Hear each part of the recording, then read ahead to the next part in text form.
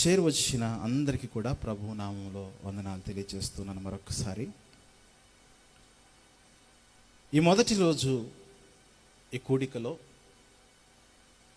దేవుడు మనతో మాట్లాడదలిచిన మాటలు ఏవైతే ఉన్నావో శ్రద్ధగా వినడానికి ప్రతి ఒక్కరు కూడా ప్రయత్నము చేయండి.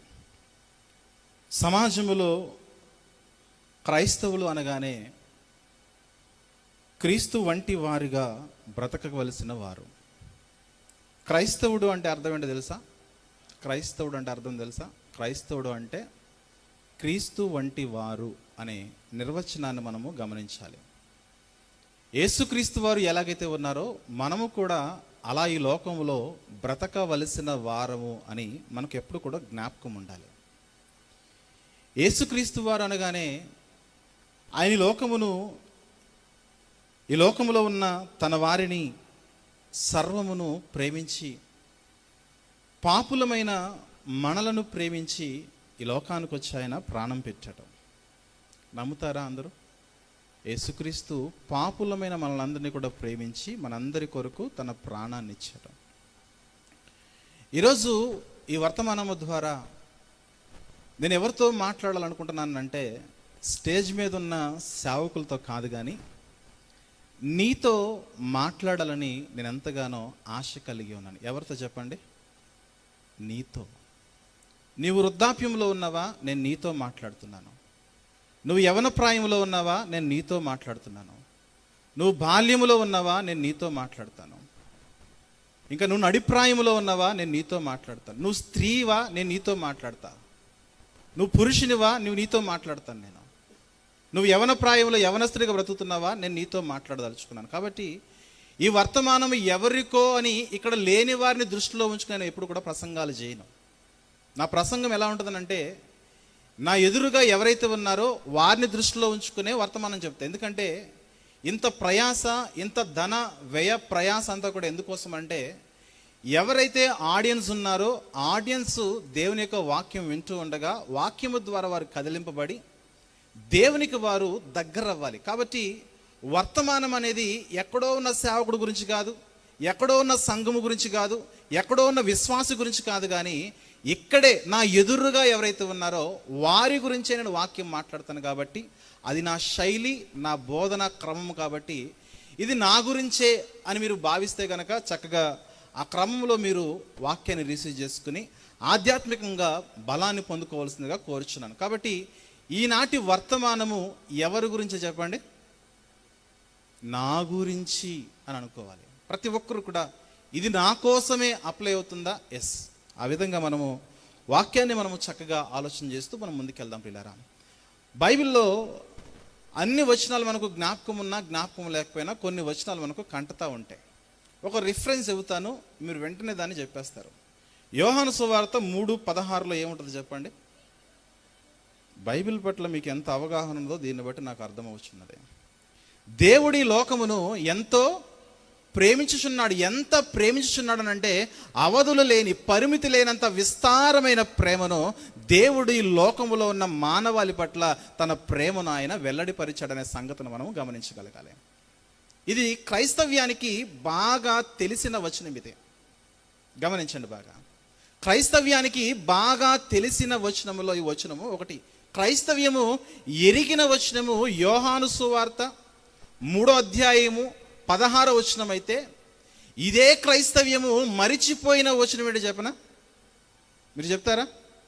ఇదే క్రైస్తవ్యము, ఏ క్రైస్తవ్యం అయితే యోహాను సువార్త 3:16 గురించి రిఫరెన్స్ చెప్పగానే కంటతా వాక్యంగా చక్కగా అనర్గళంగా మాట్లాడగలిగిందో ఇదే క్రైస్తవ్యము, ఇదే బైబిల్లో ఉన్న మరొక వచనము, ఇలాంటి వచనము మరిచిపోయింది. అందుకే ఈనాటి సందేశము క్రైస్తవ్యము ఎరిగిన వచనము, అదే సమయంలో క్రైస్తవ్యము మరిచిపోతూ ఉన్న వచనం. కాబట్టి మనకు యోహాను సువార్త 3:16 ఏముంది అంటే దేవుడి లోకమును ఎంతో ప్రేమించనన్నాం. ఒకసారి మనము ఇదే ఇంటెన్షన్ కలిగి, ఇదే ఉద్దేశము కలిగి, ఇదే భక్తుడు, ఇదే యోహాను గారు రాసిన తన మొదటి పత్రిక చూద్దాము. మొదటి పత్రికలో ఇదే 3వ అధ్యాయము అదే 16వ వచనం చూసినట్లయితే ఏమన్నాడు అక్కడ? యోహాను మొదటి పత్రిక 3వ అధ్యాయము 16వ వచనం చూద్దాం ప్రియులారా. ఆయన మన నిమిత్తము తన ప్రాణము పెట్టిన గనక దీని వలన ప్రేమ ఎట్టిదని తెలుసుకొనుచున్నాము. అసలు ప్రేమ అంటే ఏంట్రా అయ్యా అంటే, ఈ లోకములో ఉన్నది ఏది కూడా ప్రేమ కాదు. కానీ ఈ లోకంలో ఉన్న ప్రేమలో స్వార్థం ఉన్నది, కపటం ఉన్నది, వేషధారణ ఉన్నది. కానీ యేసుక్రీస్తు లోకానికి వచ్చి తన వారిని ప్రేమించి అందరి పాపుల నిమిత్తం ప్రాణం పెట్టాడే, దానిలో నిజమైన ప్రేమ ఉన్నది. అసలు ప్రేమ అంటే ఏంటంటే, యేసుక్రీస్తు లోకానికి వచ్చి ప్రాణం పెట్టాడే, అందులో ప్రేమ ఉన్నదని చెప్పేశాడు. దానికి కింద అంటున్నాడు చూడండి ఒకసారి. మొదటి మాటగా యేసుక్రీస్తు ప్రాణం పెట్టాడు, ఇందులో ప్రేమ ఉన్నదని చెప్పి, దానిలో second part of 16th verse చూస్తే, మనము కూడా సహోదరుల నిమిత్తము మన ప్రాణములను పెట్టబద్దులమై ఉన్నాము. ఒక్కొక్కసారి అనిపిస్తూ ఉంటది, ఈ మాట దేవుడు కావాలని రాయించాడా, అసలు ఈ ప్రజల గురించి తెలిసి రాయించాడా, తెలియక రాయించాడా అనిపిస్తూ ఉంటది. ఏంటో మాట అది? మనము కూడా, యేసుక్రీస్తు యందు కడగబడిన మనము కూడా, యేసుక్రీస్తు నమ్ముకున్న మనము కూడా, యేసుక్రీస్తు రక్తం వల్ల ప్రోక్షింపబడిన మనము కూడా ఏం చేయాలట? మన సహోదరుల నిమిత్తము ప్రాణము పెట్టబద్దులమై ఉన్నాము. ఒక్కొక్కసారి అనిపిస్తూ ఉంటుంది, ఇది పిచ్చ జోక్ అనిపిస్తుంది. ఏమనిపిస్తుంది చెప్పండి? ఎందుకంటే అసలు ఈనాటి క్రైస్తవుల్లో ఎవరినైనా చూడండి, ప్రాణము పెట్టేంత ప్రేమ ఉన్నదా? ఇది కొంచెం హై లెవెల్ అనమాట. ప్రాణం పెట్టేంత ప్రేమ అంటే అది హై లెవెల్. నేను అడుగుతున్నాను, ప్రాణం పెట్టడం తర్వాత నీ చుట్టూ ఉన్న వారికి, మళ్ళీ చెబుతున్నాను, నువ్వు ఏ వయసులో ఉన్నవాడవైనా, అత్త స్థానంలో ఉన్నా, కోడల స్థానంలో ఉన్నా, మామ స్థానంలో ఉన్నా, అల్లుడి స్థానంలో ఉన్నా, తల్లి స్థానంలో ఉన్నా, బిడ్డ స్థానంలో ఉన్నా, తండ్రి స్థానంలో ఉన్నా, చిన్నవాడి స్థానంలో ఉన్నా, మధ్య వయస్కుల స్థానంలో ఉన్నా, నువ్వు ఎవరి స్థానంలో ఉన్నా సరే, నీవు ప్రాణం పెట్టేంత ప్రేమ తర్వాత చూద్దాము, అది సెకండరీ. అసలు ప్రైమరీగా నీ చుట్టూ ఉన్న వారికి నీకు అన్నం పెట్టేంత ప్రేమ ఉన్నదా? భక్తుడు మాట్లాడుతున్నాడు, మీకు ప్రాణము పెట్టేంత ప్రేమ ఉండాలని. కానీ నేను అడుగుతున్నాను, అసలు నీ చుట్టూ ఉన్న వారికి నీకు సహాయం చేయగలిగే, అన్నము పెట్టేంత ప్రేమ ఈరోజు మన సమాజంలో, మన కుటుంబాల్లో, ప్రత్యేకించి క్రైస్తవ కుటుంబాల్లో ఈ అన్నము పెట్టేంత ప్రేమను కూడా మనం చూడలేకపోతున్నాం ప్రియమైన దేవుని వారలారా. అందుకే అన్నాను, యోహాను సువార్త 3:16 క్రైస్తవ్యము బాగా ఎరిగిన వచనం అయితే, యోహాను గారు రాసిన తన మొదటి పత్రిక అదే 3వ అధ్యాయము 16వ వచనములో ప్రాణము పెట్టాలంటున్నాడు. ఈ వచనాన్ని మనము మరిచిపోతున్నాము. ఎలా మరిచిపోయాము? ఏ విధంగా ఈ వచనాన్ని మనం నిర్లక్ష్యం చేస్తున్నాము? ఏ విధంగా ఈ వచనాన్ని మన జీవితంలో నెరవేర్చగలగాలనే దాని గురించి ఈరోజు ఖచ్చితంగా నేర్చుకుందాము. అన్నము అయిన తర్వాత మనం తింటామో తినమో తెలియదు, కానీ మన కడుపులు మాత్రము వాక్యాన్ని జాగ్రత్తగా వింటే నింపబడతాయి. ఈరోజు మాటల ద్వారా మనం అందరము కూడా పరలోకమందున దేవుడు మనల్ని చూస్తున్నాడు. ఆ దేవుని యొక్క వాక్యాన్ని నెరవేర్చే స్థితిలో మనం ఆయనకి దగ్గరైపోవాలి. ఒకే వ్యక్తి ఒకే భక్తుడు మాట్లాడుతున్నాడు.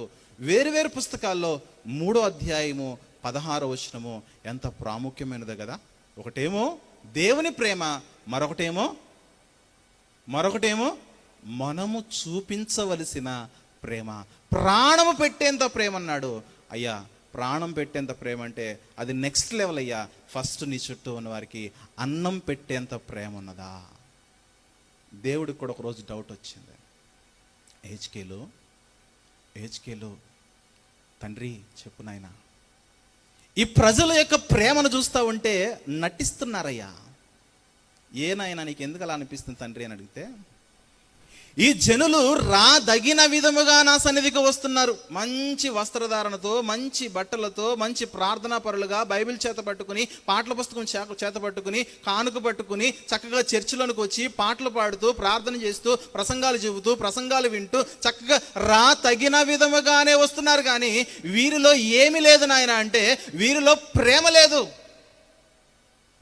ఎంత చక్కగా మాట్లాడుతున్నా చూద్దాం ఒకసారి. హెచ్కేలు గ్రంథం 33వ అధ్యాయంలో, హెచ్కేలు గ్రంథము 33వ అధ్యాయము 31వ వచనం చూద్దాం నా ఒకసారి. జనులు నా జనులు రాదగిన విధముగా ఎలా వస్తున్నారనంటే రాదగిన విధముగా వారు వారు నీ యొద్దకు వచ్చి దైవజనుడా నీ యొద్దకు వచ్చి నా నా జనులైనట్టుగా నీ ఎదుట క్రైస్తవులైన నా జనులైనట్టుగా నా పిల్లలైనట్టుగా నీ ఎదుట కూర్చుండి నీ మాటలు విందురు గాని వాటిని అనుసరించి ప్రవర్తించరయ్యా.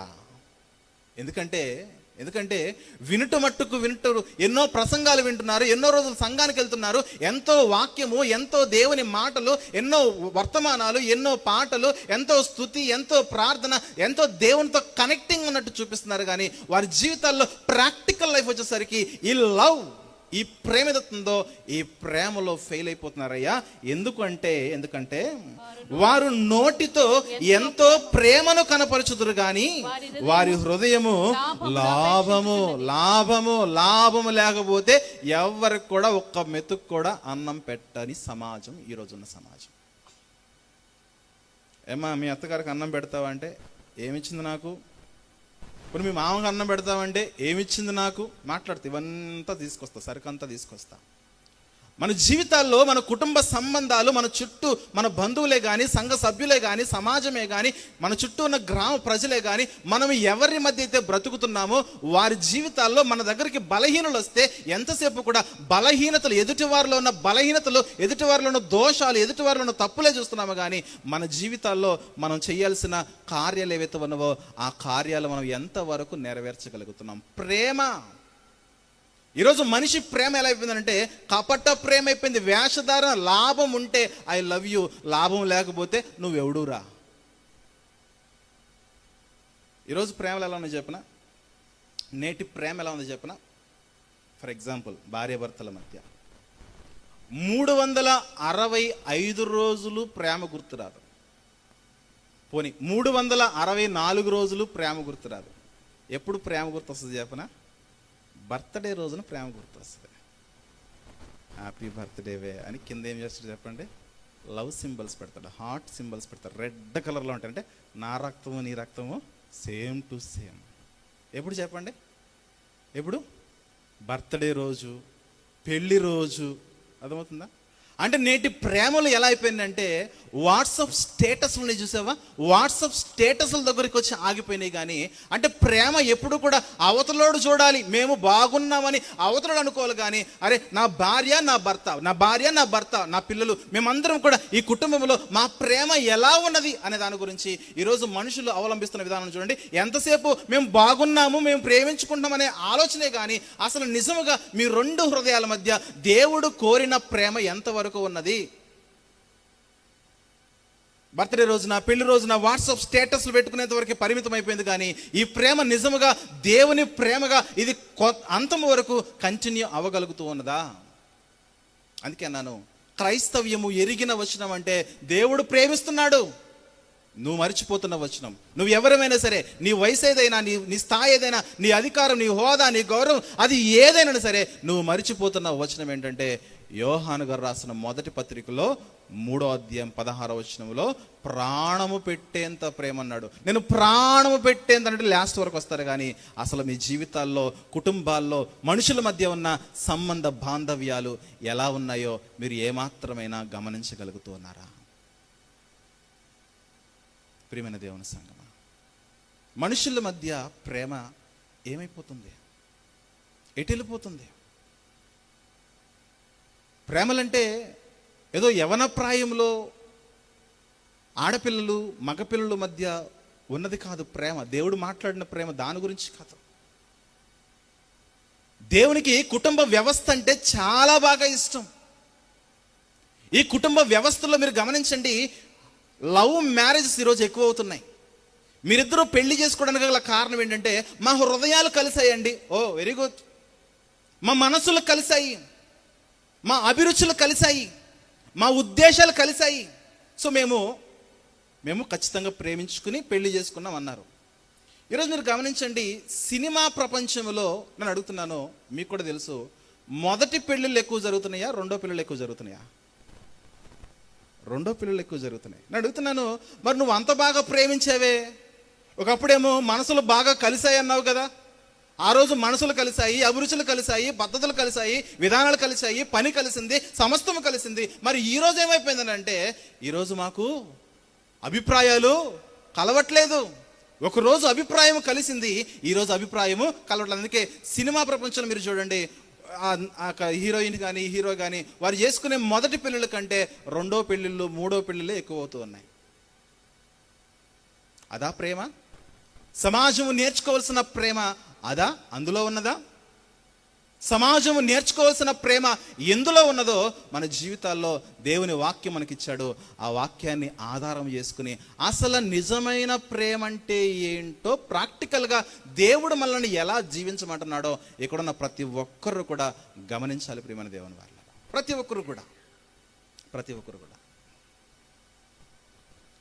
ఒకరోజు యేసుక్రీస్తు వారు ఎడమ వైపు ఉన్నవారిని చూసి ఏమన్నాడు చెప్పండి?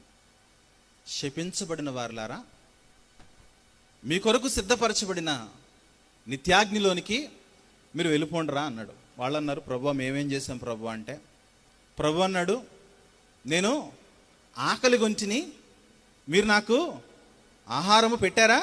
పెట్టలేదు. నేను దప్పికొంటిని, మీరు నాకు దాహం ఇయ్యలేదు. నేను చెరసాల్లో ఉంటిని, మీరు నన్ను చూడరాలేదు. నేను దిగంబరుడని ఇంటిని, మీరు నాకు వస్త్రాలు ఇవ్వలేదు. నేను రోగినై ఇంటిని, మీరు నన్ను చూడరాలేదు, పరామర్శించలేదంటే, ప్రవ్వా నువ్వెప్పుడు రోగయ్యావు? నీకెప్పుడు ఆకలేసింది? నువ్వే అందరికి భోజనం పెడతావు కదా, అసలు నీకెప్పుడు దిగంబరత్వం వచ్చింది? నీకెప్పుడు బట్టలు లేవు ప్రవ్వా? నువ్వెప్పుడు చెరసాల్లో ఉన్నావు ప్రవ్వా? అసలు నిన్నెప్పుడు మేమెప్పుడు చూడలేదు ప్రవ్వా అంటే, ప్రభు అన్నాడు, చుట్టూ ఉన్న వారందరిని చూసి, మిక్కిలి అల్పులైన ఈ సహోదరులకు చేస్తే నాకు చేసినట్టే.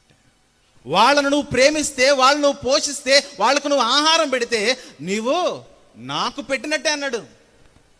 గమనిస్తున్నారా? అంటే దారిని పోయే వారిని కూడా నువ్వు చూడాలి కదా. నీకు బంధం లేని వారి పట్ల కూడా, నీకంటే ఎవరో తెలియని వారి పట్ల కూడా నువ్వు ప్రేమ కలిగి ఉండు నాయనా. ఏదో నీకున్న చిన్న పరిచయాన్ని బట్టి ఎవరైనా నిన్ను సాయం అడిగితే, ఏదడిగినా సరే నువ్వు వారి పట్ల ప్రేమగా ఉండాలి నాయన అని, మనకు సంబంధం లేని వారి పట్ల కూడా, వారి గురించి కూడా మనము ప్రేమ కలిగి ఉండాలని లేఖనం చెబుతూ ఉంటే, ఈరోజు క్రైస్తవ జీవిత బ్రతుకులు ఎలా అయిపోయిందంటే, సొంత ప్రజల మధ్య, సొంత కుటుంబ సభ్యుల మధ్య ప్రేమలు లేకుండా తమ జీవితాల్లో తమకు నచ్చినట్లుగా, తమకు ఇష్టం వచ్చినట్లుగా బ్రతికేస్తున్నారు. చూడండి, ఏమంటారు చెప్పనా? ఎందుకమ్మా నీ కోడలకినో నీకెందుకు గొడవలు జరుగుతున్నాయి అంటే అది మంచిది కాదండి. కోడల దగ్గరికి వెళ్ళి, ఏమా నీ అత్తతో నీకేంటి సమస్య అంటే, ఆవిడ మంచిది కాదండి. సో ఆవిడ మంచిది కాకపోతే అన్నం పెట్టవా అంటే, అన్నం ఏంటి దాని ఇంట్లో కూడా రానవను, నేను బ్రతికుండ కదా, నా గుమ్మం ఎలా తొక్కుతుందో నేను కూడా చూస్తా, కబడ్దారు అంటారా లేదా? అన్నారా? ఎవరైనా అన్నారా? అంటారు. ప్రతి కుటుంబంలో జరుగుతున్న తంతును చూడండి. అత్త కోడలు ఈ బంధం ఉంది చూసారా, ఇది అస్సలు ప్రపంచంలో ఫెవికాల్ బంధం అసలే కాదు. ఇది వీళ్ళిద్దరి మధ్య ఫెవికాల్ పోసేసినా సరే ఎలాగోగల ఆ మరుక్షణము, ఆ మరు నిమిషము ఎలాగోలా వారు ఎడమొహం పెడమొహం పెట్టుకుని దూరం అయిపోతారు. చూడండి, అలాంటి బలహీనమైన బంధం ఇదే. ప్రియమైన దేవుని సంగమా, గమనించండి, దేవుడు మెచ్చిన, దేవుడు కోరిన ప్రేమ ఏదవుతుందో ఆ ప్రేమ మన జీవితాల్లో ఎంతవరకు అది నెరవేరగలుగుతుంది? ఎంతసేపు కూడా అవతలి వారిలో నా యొక్క అత్తలో ఈ కంప్లైంట్స్ ఉన్నాయి, నా కోడల్లో ఈ కంప్లైంట్స్ ఉన్నాయి, నా భర్తలో ఈ కంప్లైంట్స్ ఉన్నాయి, మామలో ఈ కంప్లైంట్స్ ఉన్నాయని ఎదుటి వారిలో ఎంతసేపు కూడా కంప్లైంట్స్ని చూస్తున్నాము. కానీ అసలు దేవుడు ప్రేమ చూడండి. దేవుడు ఈ లోకాన్ని ఎప్పుడు ప్రేమించాడు? ఈ లోకం బాగున్నప్పుడా? ఈ లోకం చెడిపోయి నశించిపోయినప్పుడా? ఈ లోకములో ఉన్న మనుషుల హృదయాల్లో కల్మషం ఎక్కువైపోయింది. ఈ లోకంలో ఉన్న మనుషులకు హృదయాల్లో స్వార్థం ఎక్కువైపోయింది. అందరూ కూడా లాభము కొరికే మనుషుల మధ్య బంధాలు, కానీ ₹1 లాభం లేకపోతే ఎవరు కూడా ఎవరి మొఖాన్ని కూడా చూసే పరిస్థితులు అయితే ఏమాత్రము కూడా లేవు. ఏమంటారంటే, ఆడు మంచోడు కాదు కాబట్టి ఆడు నా ఇంట్లోకి రావడానికి వీలు లేదు, ఇది మంచిది కాదు కాబట్టి ఇది నా ఇంట్లో ఉండడానికి ఏమాత్రం కూడా నాకు ఇష్టం లేదు. అంటే ఎంతసేపు కూడా వారికి అన్నం పెట్టాలంటే, వారితో మనం స్నేహంగా ఉండాలంటే, వారితో మంచి చెడ్డ చూసుకోవాలంటే ఎంతసేపు కూడా అంత అనుకూలముగా ఉంటే నేను ప్రేమిస్తానండి, లేకపోతే నేను అసలు దగ్గరకు కూడా రాను అనే మాట మనం రెగ్యులర్గా మాట్లాడుతూ ఉంటాం కదా. అసలు దేవుడు లోకాన్ని ప్రేమించేసరికి నీవెలా ఉన్నావు? యేసుక్రీస్తు నిన్ను ప్రేమించి తన కృపచేత నిన్ను రక్షించే సమయానికి, నిన్ను ప్రేమించే సమయానికి నువ్వు ఎలా ఉన్నావంటే, నువ్వు మురికిగా ఉన్నావు, నువ్వు పాపములో ఉన్నావు, నీ జీవితం అంతా కూడా కల్మషముతో నిండిపోయినది. నిండిపోయిన నీ జీవితాన్ని ప్రభువు ఎప్పుడు నిన్ను ప్రేమించడం అంటే, నువ్వు మురికి కోపములో ఉన్నప్పుడే నిన్ను ప్రేమించాడు. మురికి కోపముతో వస్త్రములన్నీ కూడా మలినమైపోయిన స్థితిలో యేసుక్రీస్తు వల్ల మనం ప్రేమించబడ్డాము. రోమపత్రిక 5వ అధ్యాయంలో 8వ వచనం చూస్తే, రోమపత్రిక 5వ అధ్యాయం 8వ వచనం చూస్తే, దేవుడు మన ఎడల తన ప్రేమను వెల్లడిపరచుచున్నాడు. ఎప్పుడు వెల్లడిపరిచాడనంటే, మనం ఇంకను పాపులమై ఉండగానే క్రీస్తు మన కొరకు చనిపోయాడు. ఎప్పుడు చచ్చిపోయాడు క్రీస్తు అంటే, మనం ఇంకా పాపములో ఉండగా యేసుక్రీస్తు లోకంలో ఉన్న నిన్ను, నన్ను, మనందరినీ ప్రేమించి ఆయన మరణించాడు.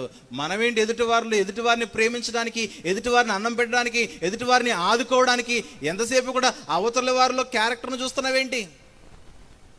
ఎదుటివారిలో లోపాలు చూస్తున్నావేంటి? నువ్వు ఏ లోపాన్ని అయితే ఎదుటివారిలో చూస్తున్నావో అదే లోపం ఒకనొక సమయంలో నీలో కూడా ఉన్నది. విచిత్రమైన దరిద్రం ఏంటంటే, ఈ 2 క్రైస్తవ జంటలు, ఈ 2 క్రైస్తవ బిడ్డలు, ఈ 2 క్రైస్తవ స్త్రీలు, ఈ 2 క్రైస్తవ పురుషులు వారి జీవితాల్లో క్రైస్తవులు అయినప్పటికీ కూడా, యేసుక్రీస్తు అంటే తెలిసిన వారైనప్పుడు కూడా వారి జీవితాల్లో ప్రేమలు లేకుండా బ్రతుకుతున్నారు. ప్రియమైన దేవుని వారలారా, కానీ ప్రభు ఎప్పుడు ప్రేమించాడు చెప్పండి? మనం ఇంకను పాపములో ఉండగా ప్రభు మనల్ని ప్రేమించాడు. మనమేమో ఎదుటివాడు అంతా మనకు సరెండర్ అయితే మనం ప్రేమిస్తాం. ఎదుటివారిలో ఏ చిన్న తప్పిదం ఉన్నా సరే మనం వారిని గెంటేస్తాం. చూడండి, నిర్దాక్షిణ్యంగా. ఇదంతా ఎందుకు జరుగుతుంది? ఈ పరిస్థితులన్నీ ఎందుకు జరుగుతున్నాయి అంటే నిన్ను వల్ల నీ పొరుగు వారిని నువ్వు ఎందుకు ప్రేమించలేకపోతున్నావు అని అంటే, మనిషి చెబుతాడు, ఎదుటివారిలో కంప్లైంట్ ఉంది కాబట్టి నేను అవతల వారిని నా ఇంటి గుమ్మంలోనికి రానివ్వను. వారు ఎవరైనా సరే, అత్తైనా, మామైనా, కొడుకైనా, కూతురైనా, తల్లైనా, తండ్రి అయినా, సొంత బిడ్డలైనా, ఎవరైనా సరే నా ఇంటి గుమ్మంలోకి నేను రానివ్వనని నిర్దాక్షిణంగా చెప్పేస్తున్నారు. ప్రియమైన దేవుని సంగమా, ఏంటి అసలు సమస్య? ఇద్దరి మధ్య గొడవ జరిగినప్పుడు, ఇద్దరి మధ్య కలహాలు వచ్చినప్పుడు, ఇద్దరి మధ్య అభిప్రాయ భేదాలు వచ్చినప్పుడు, సేవకులు కానీ, పెద్దలు కానీ, గ్రామ పెద్దలు కానీ, పోలీసు వారు కానీ, ఫ్యామిలీ కోర్టులు కానీ అందరూ కూడా పిలిచి ఒక మీటింగ్ పెట్టి, అమ్మ మీరు కలిసి ఉండండి ఎన్ని ప్రయత్నాలు చేసినా వారు కలవమంటారు. చూడండి, అప్పుడు వారు ప్రస్తావించే ఒక మాట ఏంటి చెప్పనా? మా అభిప్రాయాలు ఏమన్నారు చెప్పండి? మా అభిప్రాయాలు కలవట్లేదండి.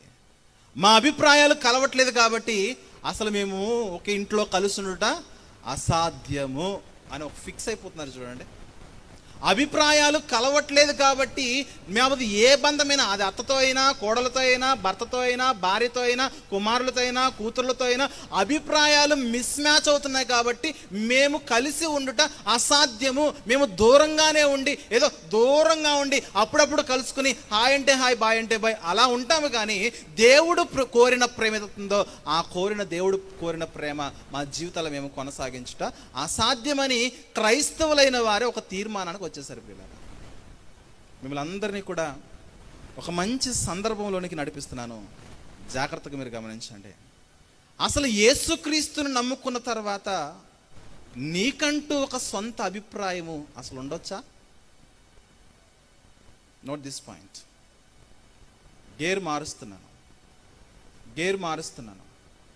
యేసుక్రీస్తుని నమ్ముకున్న తర్వాత చుట్టుపక్కల ఉన్న వారితో, నీ చుట్టూ ఉన్న బంధువులతో, నీ రిలేషన్స్తో, నీ కుటుంబ సభ్యులతో అసలు వారితో నువ్వు మెలగవలసిన, ఈ లైటింగ్ అంతా నాకే ఎక్కువైపోతుంది, వాళ్ళు కనబడట్లేదు నాకు.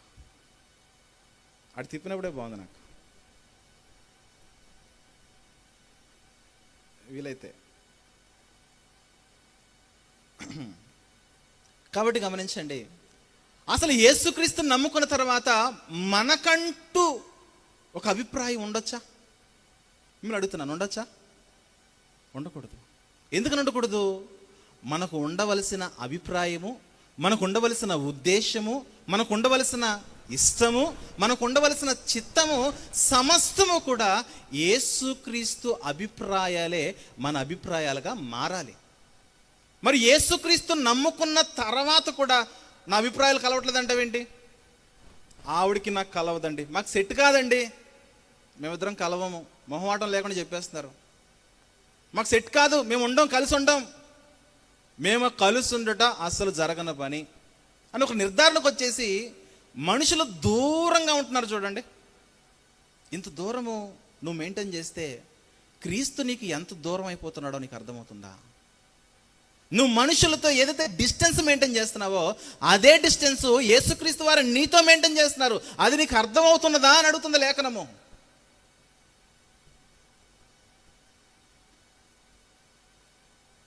బైబిల్లో కొన్ని ఉదాహరణలు నేను నడిపిస్తాను. మొదటి ఉదాహరణ అత్త కోడళ్ళు.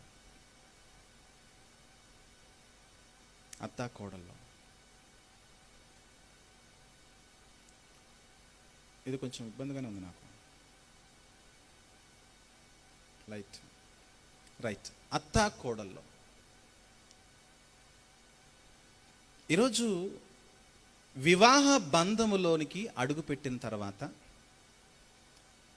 కలహాలు వచ్చేసరికి విడిపోదాము అనే ఒక నిర్ణయానికి అనేక మంది వస్తూ ఉన్నారు. రెండోది, గొడవ జరిగితే మనిషి నుంచి డిస్టెన్స్ మెయింటైన్ చేస్తూ ఉన్నారు. అసలు వివాహ వ్యవస్థలో దేవుని ప్రమాణాలు మీకు తెలుసా? అబ్రహాముకి భార్య పేరేంటి చెప్పండి? శారమ్మ.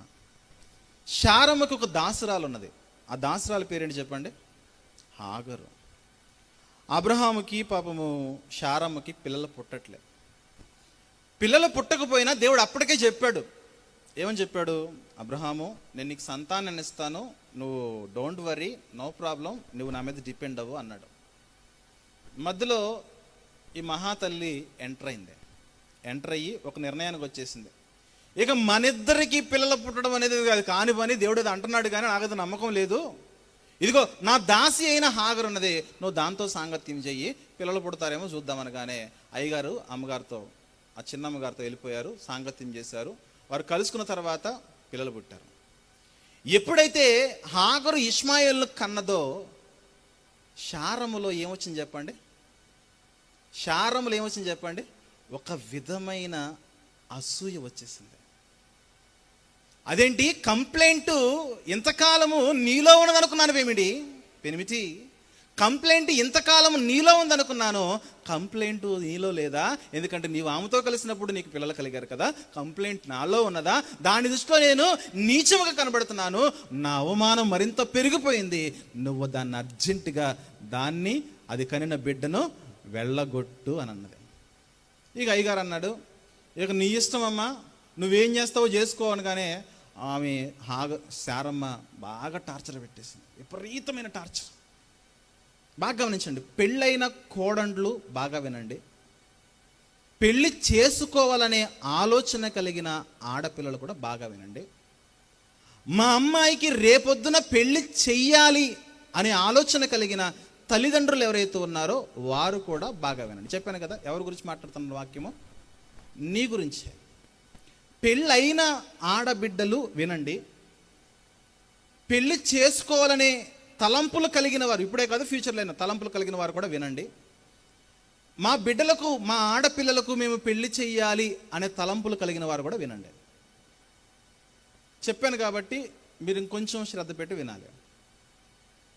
ఎప్పుడైతే శారమ్మ టార్చర్ ఏదవుతుందో ఆ టార్చర్ భరించలేక హాగరు ఇష్మాయిల్ని తీసుకుని వెళ్ళిపోతూ ఉంటుంది. సందర్భం చూద్దాం. ఆదికాండము 16వ అధ్యాయము 6వ వచనం చూద్దాం ఒకసారి. ఆదికాండము 16వ అధ్యాయము 6వ వచనం చూస్తే, అందుకు అబ్రాము, ఓ శారమ్మా, ఇదిగో నీ దాసి నీ చేతిలో ఉన్నది, నీ మనస్సు వచ్చినట్టు దాన్ని చేయమని శారయితో చెప్పెను. శారయి దాన్ని శ్రమ పెట్టినందున ఆమె యొద్ద నుండి అది పారిపోతూ ఉన్నది. పారిపోతావంటే ఆ రైల్వే స్టేషన్లో, ఆ బస్ స్టాండ్లో ఎవరు కలిసారు చెప్పండి? అక్కడ ఎవరు కలిశారు? దేవుని దూత. 7వ వచనంలో, యెహోవా దూత అరణ్యములో నీటి బొగ్గు యొద్ద అనగా షూరు మార్గములో బొగ్గు యొద్ద ఆమెను కనుగొని, శారయి దాసివైన హాగరు. దేవుడు వచ్చేసాడు. ఏంటి హాగరు? ఏంటి కథ? ఎక్కడికి వెళ్ళిపోతున్నావు అని అంటే, శారయి దాసివైన హాగరు, ఎక్కడి నుండి వచ్చితివి, ఎక్కడికి వెళుచున్నావని అడిగినందుకు ఆమె అంటుంది, నా యజమానురాలైన శారయి యొద్ద నుండి పారిపోతున్నాను. అప్పుడప్పుడు మనకు కూడా కొంతమంది కనబడుతూ ఉంటారు. ఏంటమ్మా బ్యాగ్ సర్దుకుని ఎక్కడికి వెళ్తున్నావు అంటే, మా పుట్టింటికి వెళ్ళిపోతున్నాడు. ఎందుకు వెళ్ళిపోతున్నావు? నీ బట్టలు కూడా నువ్వు సరిగా అంత రెడీ అవ్వలేదు, ఏమైనా గొడవ, ఏంటి సమస్య అంటే ఏం చెప్పమంటారు? ప్రతిరోజు గొడవే, ప్రతిరోజు దాంతో వేగలేకపోతున్నాను, అందుకే నేను వెళ్ళిపోతున్నాను. అత్తతో నేను వేగలేక వెళ్ళిపోతున్నాను. మరి ఏంటమ్మా మీ తల్లిదండ్రుల పరిస్థితి అంటే, వాళ్ళకి ఫోన్ చేశాను, వాళ్ళు కూడా అన్నారు నువ్వు మాకు ఏమి భారం కాదు, వచ్చే బిడ్డ అన్నారు. సో అందుకే నేను హ్యాపీగా మోటాముళ్ళు చదువుకొని బ్యాగ్ వేసుకుని నేను వెళ్ళిపోతున్నాను. అలా కాదమ్మా, నీకు బిడ్డలు ఉన్నారు కదా, నీ భర్త ఉన్నాడు కదా, కలిసి కూర్చుని మాట్లాడుకోండి. ప్రతి సమస్యకు పరిష్కారం ఉంటుంది. మీ దేవుడు ఉన్నాడు, మీ ప్రభువు ఉన్నాడు, మీకు సేవకులు ఉన్నారు, పెద్దలు ఉన్నారు, గొప్పవారు ఉన్నారు, సంఘ పెద్దలు ఉన్నారు, గ్రామ పెద్దలు ఉన్నారు, అందరు కూర్చొని మాట్లాడుకోండి అమ్మా. ఇలా వద్దు అంటే, నో, నువ్వు ఎన్నైనా చెప్పు, చావనైనా చేస్తాను కానీ, ఏ ట్రైన్ కిందో, బస్సు కిందో, నూతులోనో గోతులోనో పడి చావనైనా చేస్తాను కానీ, అది ఉన్న ఇంటిలో నేను ఏమంటారు చెప్పండి? బుద్ధి తక్కువ ఒకప్పుడు కుడికాలు పెట్టావు, ఇప్పుడు ఎడంగాలు కూడా పెట్టినట్టు చూడండి. అది కదా మరి మీ అమ్మోళ్ళు, నువ్వు వెళ్ళి అక్కడుంటే మీ అమ్మోళ్ళు పరివేం కావాలంటే, ఆ పరివే ఉంది. మా అమ్మోళ్ళే అన్నారు సర్దుకుని వచ్చేయమని. మా అమ్మోళ్ళు అన్నారు సర్దుకుని వచ్చేయి, గొడవైందా, సర్దుకుని వచ్చే అన్నారు. కానీ ఒకప్పుడు తల్లిదండ్రులు ఏమన్నారు చెప్పండి? సర్దుకుని ఉండమ్మా అనేవాళ్ళు. ఈ జనరేషన్కి ముందున్న తల్లిదండ్రులు, అమ్మ ఎంత కష్టం వచ్చినా, నష్టం వచ్చినా, ప్రాణం పోయినా నీ ప్రాణం అక్కడే పోవాలి కానీ ఎక్కడికి మాత్రం తీసుకొచ్చి నువ్వు నా నెత్తి మీద కూర్చుంటే మాత్రం ఊరుకోను. ఎందుకంటే పరువుతో బ్రతుకుతున్న కుటుంబం ఇది. ఒకప్పుడు ఎలా ఉండాలంటే, సర్దుకుని ఉండమ్మా, సర్దుకుని, ఎంత నొప్పి అయినా, ఎంత బాధ అయినా సర్దుకుని ఉండని చెప్పేవాళ్ళు. కానీ ఈరోజు సర్దుకుని వచ్చేయి. దేవదూత మాట్లాడుతుంది. మనకు కూడా అప్పుడప్పుడు ఆ రైల్వే స్టేషన్, బస్ స్టాప్లో అడిగినట్లుగా, ఎక్కడికి వెళ్ళిపోతున్నావు అంటే, మా పుట్టింటికి వెళ్ళిపోతున్నా. ఈ దేవదూత దేవుని స్థానంలో ఉండి మాట్లాడుతుంది. నీకు పెళ్లి ప్రమాణం తెలుసా అని అడిగింది. ఎందుకు తెలీదు? వ్యాధి ఎందు, బాధ ఎందు, కలిమి ఎందు, లేమి ఎందు, జీవమందు, మరణమందు, ఇక మరణము తప్ప మమ్మల్ని ఏది కూడా వేరు చెయ్యకూడదని ప్రమాణం చేస్తేవే. ఎవరి సమక్షంలో? సన్నిధి సమక్షంలో, దేవుని బిడ్డల సమక్షంలో, దేవుని సమక్షంలో నువ్వు సాక్షుల మధ్య ప్రమాణం చేసావు కదా. ఆ సాక్ష్యం ఏమైపోయింది? ఆ ప్రమాణం ఏమైపోయింది అంటే, నా అత్త ఎలాంటిదని నేను అనుకోలేదు. మరలా చెప్తున్నాను, ఒక క్రైస్తవ వివాహము ద్వారా మీరు జతపరచబడిన వారైతే, ఒక క్రైస్తవ వివాహ క్రమం వల్ల మీ బిడ్డలను మీరు జతపరచాలన్న ఆలోచన కలిగిన వారైతే, క్రైస్తవ వివాహ పద్ధతి ద్వారా యేసుక్రీస్తునందు మీరు జతపరచబడ ఉద్దేశించిన వారైతే గమనించండి, ప్రాణము పోయినా సరే. ఎందుకంటే దేవుడు మీ వివాహానికి ఎందుకు అనుమతిస్తున్నాడనంటే, మరణము వరకు మీరు క్రీస్తునందు కలిసే ఉండాలి.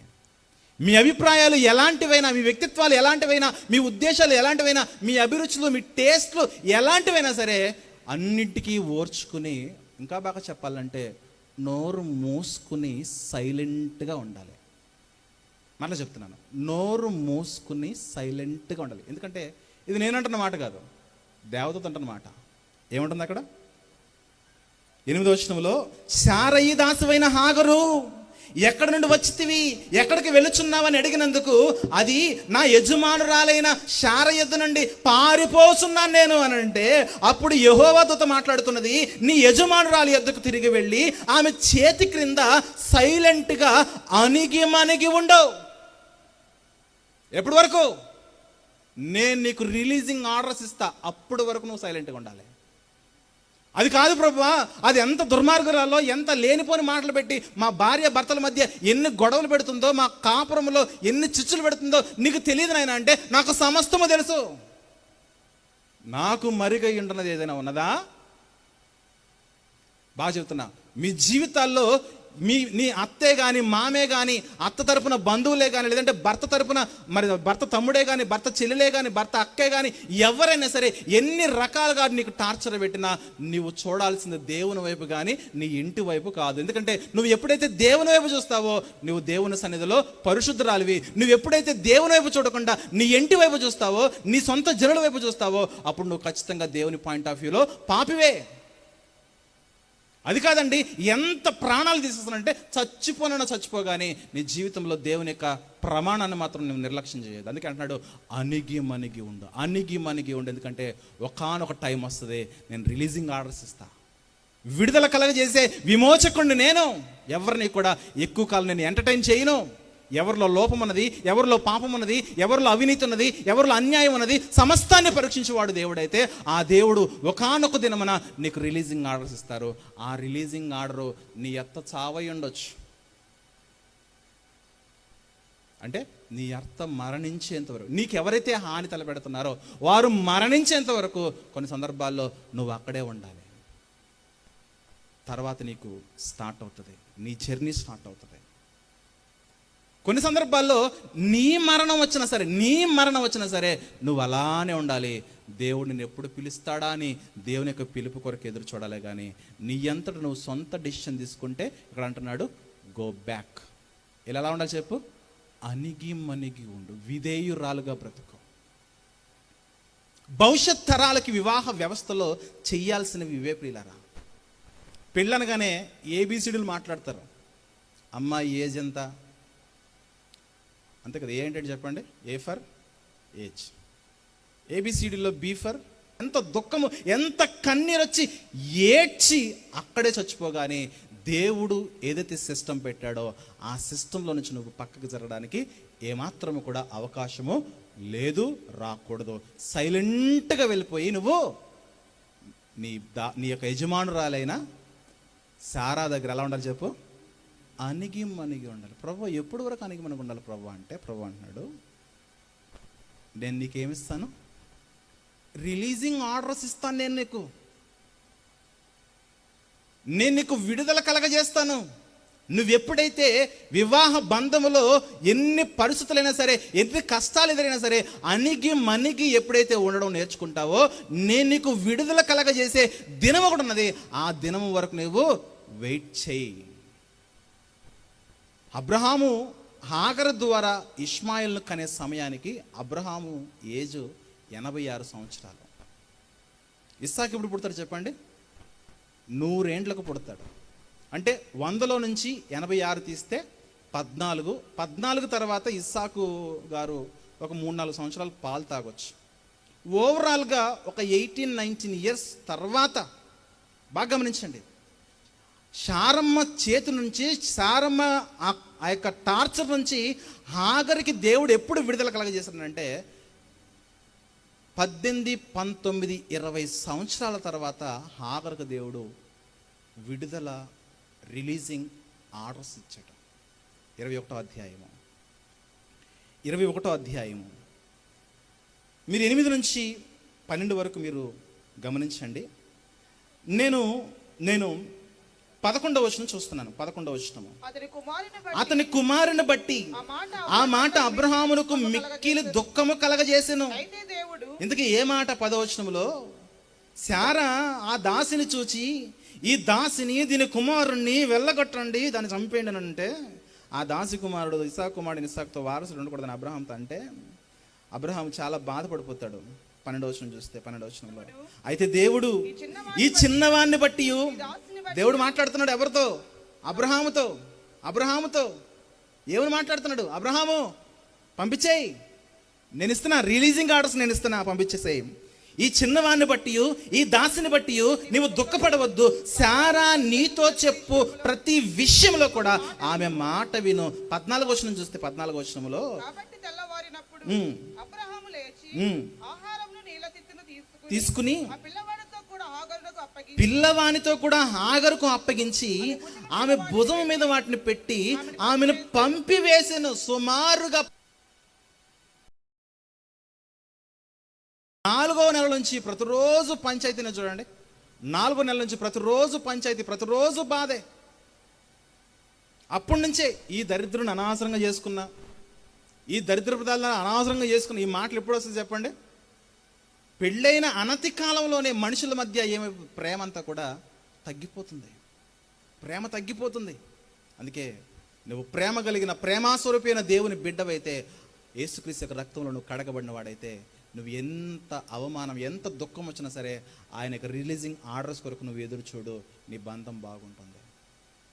నువ్వు స్త్రీవైనా, నువ్వు పురుషుడివైనా, ఎవరివైనా సరే, ఎప్పుడైతే క్రీస్తులో, క్రీస్తు అభిప్రాయాలు, క్రీస్తు చిత్తము చొప్పున నీ కుటుంబాన్ని నువ్వు చక్కగా ప్లాన్ చేసుకుంటావో, నీ కుటుంబం చక్కగా సంతోషమే సంతోషం, సమాధానమే సమాధానం. మన జీవితాల్లో మనకు సొంత అభిప్రాయాలు ఎక్కువైపోయాయి. అందుకే మన జీవితాలు ఎలా తగలడిపోయాయి. మన సొంత అభిప్రాయాలకు మనం ఎక్కువ ప్రయారిటీ ఇస్తున్నాం. ప్రభు మాటలకు, ప్రభు వాక్యానికి మనం వాల్యూ ఇవ్వట్లేదు. అందుకే హెచ్కేల్ భక్తుడు అన్నాడు, ఈ ప్రజలు వినుట మట్టుకు వింటారు కానీ అసలు ప్రవర్తించట్లేదు నాయన. వారి ప్రేమలో లాభము, వారి ప్రేమలో స్వార్థం ఉన్నది. ప్రేమైన దేవుని సంగమా, గమనించండి. మన జీవితాల్లో మీరు బాగా గమనించండి. మీరు వేసిన కానుక మీకు పరలోకాన్ని ఇవ్వదు. Note this points. మీరు వేసిన కానుక మీకు పరలోకాన్ని ఇవ్వదు. మీరు పాడిన పాట మీకు పరలోకం ఇవ్వదు. మీరు చేసిన ప్రార్థన మీకు పరలోకం రాదు. పరలోకం వెళ్ళాలంటే పరిశుద్ధకరమైన జీవితం చాలా ప్రాముఖ్యమైనది. ఆ పరిశుద్ధత మీలో కోల్పోతే గనక ఎవరు కాపాడగలరు మిమ్మల్ని? అందుకే కుటుంబ బంధాలు చాలా ప్రాముఖ్యమైనవి. కుటుంబ బంధాల్లో మీరు గనక ఫెయిల్ అయిపోతే ఆత్మీయంగా టోటల్గా కొలాప్స్. ఇక రెండవ సందర్భంలోకి వెళ్దాం. రెండవ సందర్భం సేమ్ ఇదే క్యారెక్టర్స్, అత్త కోడలు. బైబిల్లో ఉత్తమ కోడలు ఎవరు చెప్పండి? ఉత్తమ కోడలు ఎవరు చెప్పండి బైబిల్లో? రూతు. ఎంత బాగా చెప్పారమ్మా. మీరు మరి ఉత్తమ కోడలుగా మారారా? బెత్లెహేములో కరువు రాగానే మోయాబుకి వెళ్ళిపోయారు. మోయాబులో ఈ నయోమి 2 కుమారులకి పెళ్లి చేసింది. భర్త చచ్చిపోయాడు, 2 కొడుకులు చచ్చిపోయారు. ఆ యవన దశలో ఉన్న ఆ 2 కోడళ్ళు విధవరాళ్ళు అయిపోయారు. విధవరాళ్ళు అయిపోగానే నయోమి ఏం చేసింది? మీటింగ్ పెట్టేసింది. ఏంటా మీటింగు? మా దేవుడు అలాంటోడు, మా దేవుడు ఇలాంటోడు అని దేవుడి గురించి గొప్పగా చెప్పడం ప్రారంభించింది. వీళ్ళు అన్నారు, మేము మీ దగ్గరికి వస్తామని. ఇద్దరు అన్నారు. ప్రయాణం మూటాముళ్ళు కట్టుకుని స్టార్ట్ అయ్యారు. ప్రయాణం మధ్యలో మరలా నయోమి అడిగింది. ఏమడిగింది? అమ్మా మరలా ఒకసారి చెక్ చేసుకోండి, నాతో వస్తారని అంటే కొంచెం ఓర్పు తక్కువయ్యి నెక్స్ట్ రిటర్న్ వెళ్ళిపోయింది. ఇక సొంత తోడికోడలు రిటర్న్ వెళ్ళిపోయేసరికి రూత్కి ఏం అర్థం కాలే. నయోమి వైపు చూస్తుంది, రూతు వైపు చూస్తుంది, నయోమి వైపు చూస్తుంది, వెళ్ళిపోతున్న ఓర్పా వైపు చూస్తుంది. అది ఏంటి నా పరిస్థితి అని అనుకున్నది. నువ్వు కూడా వెళ్ళిపో అని నయోమి చాలా అంటే చాలా బతిమాలింది. చాలా అంటే చాలా బతిమాలింది. చూద్దాం ఒకసారి ఋతు గ్రంథము 1వ అధ్యాయము. ఋతు గ్రంథములోని 1వ అధ్యాయము మనము 15వ వచనము 16వ వచనం చూద్దాం ఒకసారి.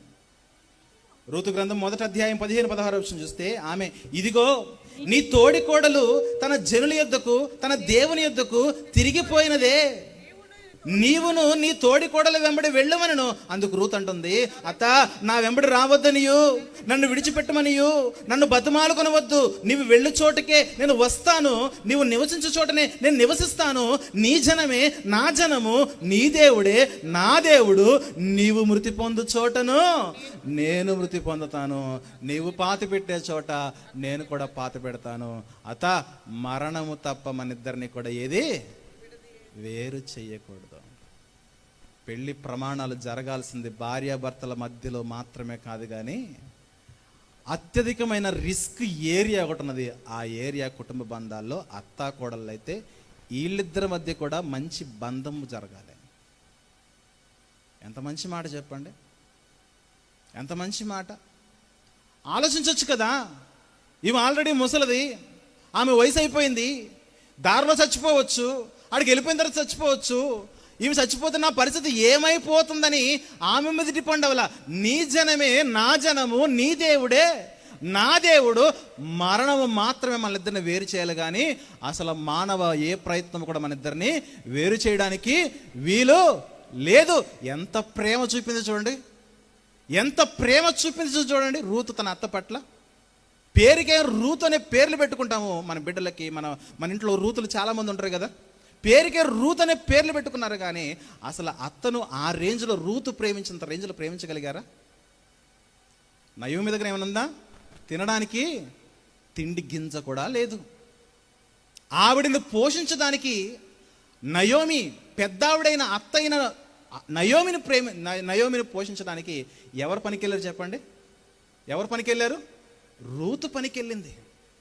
రూతు పనికెళ్ళి అది ఏం పని చెప్పండి? పరిగె ఏరుకోవడం అనేది అంత గౌరవప్రదమైన పనేం కాదు అది.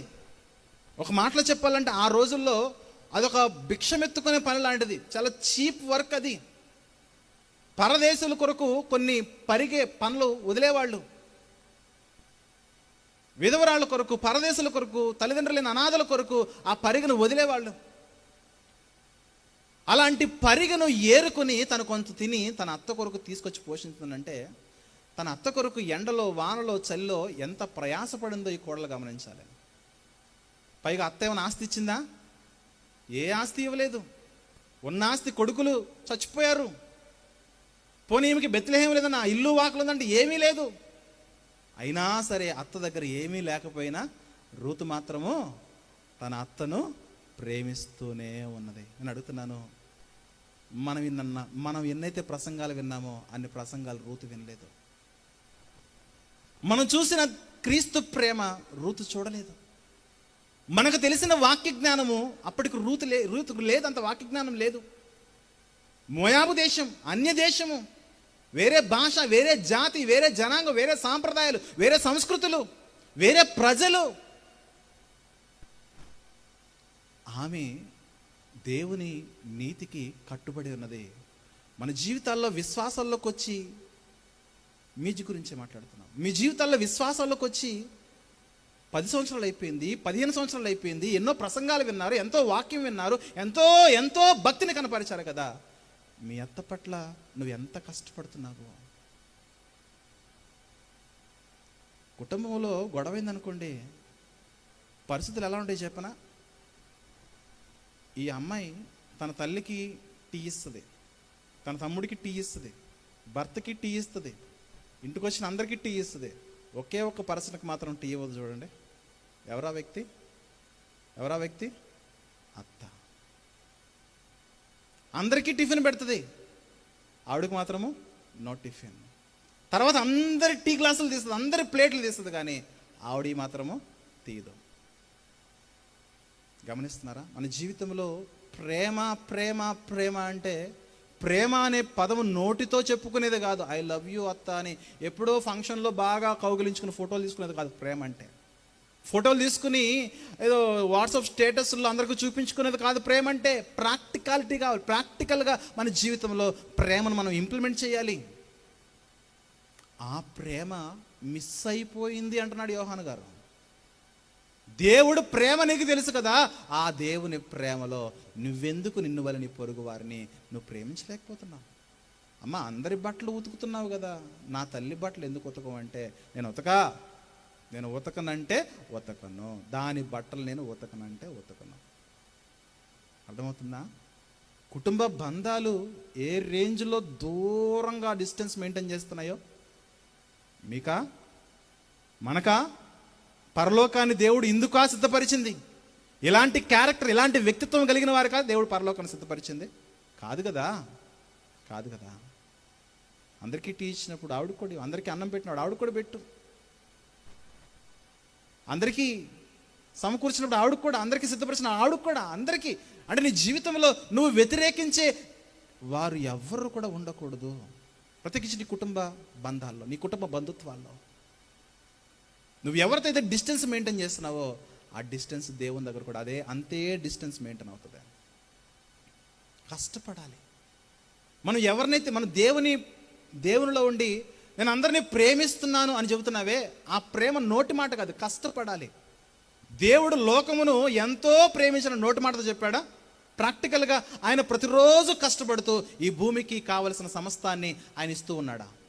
పోషణ, ఆరోగ్యము, ఆయన కష్టపడితేనే సమస్తము జనరేట్ అవుతుంది. ఆయన కష్టపడకుండా ప్రేమను చూపించట్లా, కష్టపడుతూ ప్రేమను చూపిస్తున్నాడు. మనం కూడా అంతే, కష్టపడుతూ ప్రేమ చూపించాలి. నయోమి పట్ల రూతు చూపించిన ప్రేమ కేవలం ఏదో వచ్చేస్తా అత్త నీతో ఉంటానని కాదు.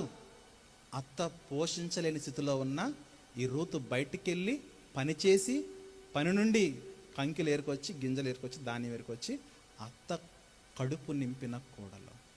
అందులో ఏముంది చెప్పండి? ప్రేమ ఉన్నది. మరి నీలో ఎంత ప్రేమ ఉన్నది? నీలో ఎంత ప్రేమ ఉన్నది? క్రీస్తులోనికి వచ్చిన తర్వాత రెండు వేరు వేరు లోక సంబంధమైన వ్యక్తిత్వాలతో ఈ కుటుంబ బంధాన్ని మనం లీడ్ చేయకూడదు.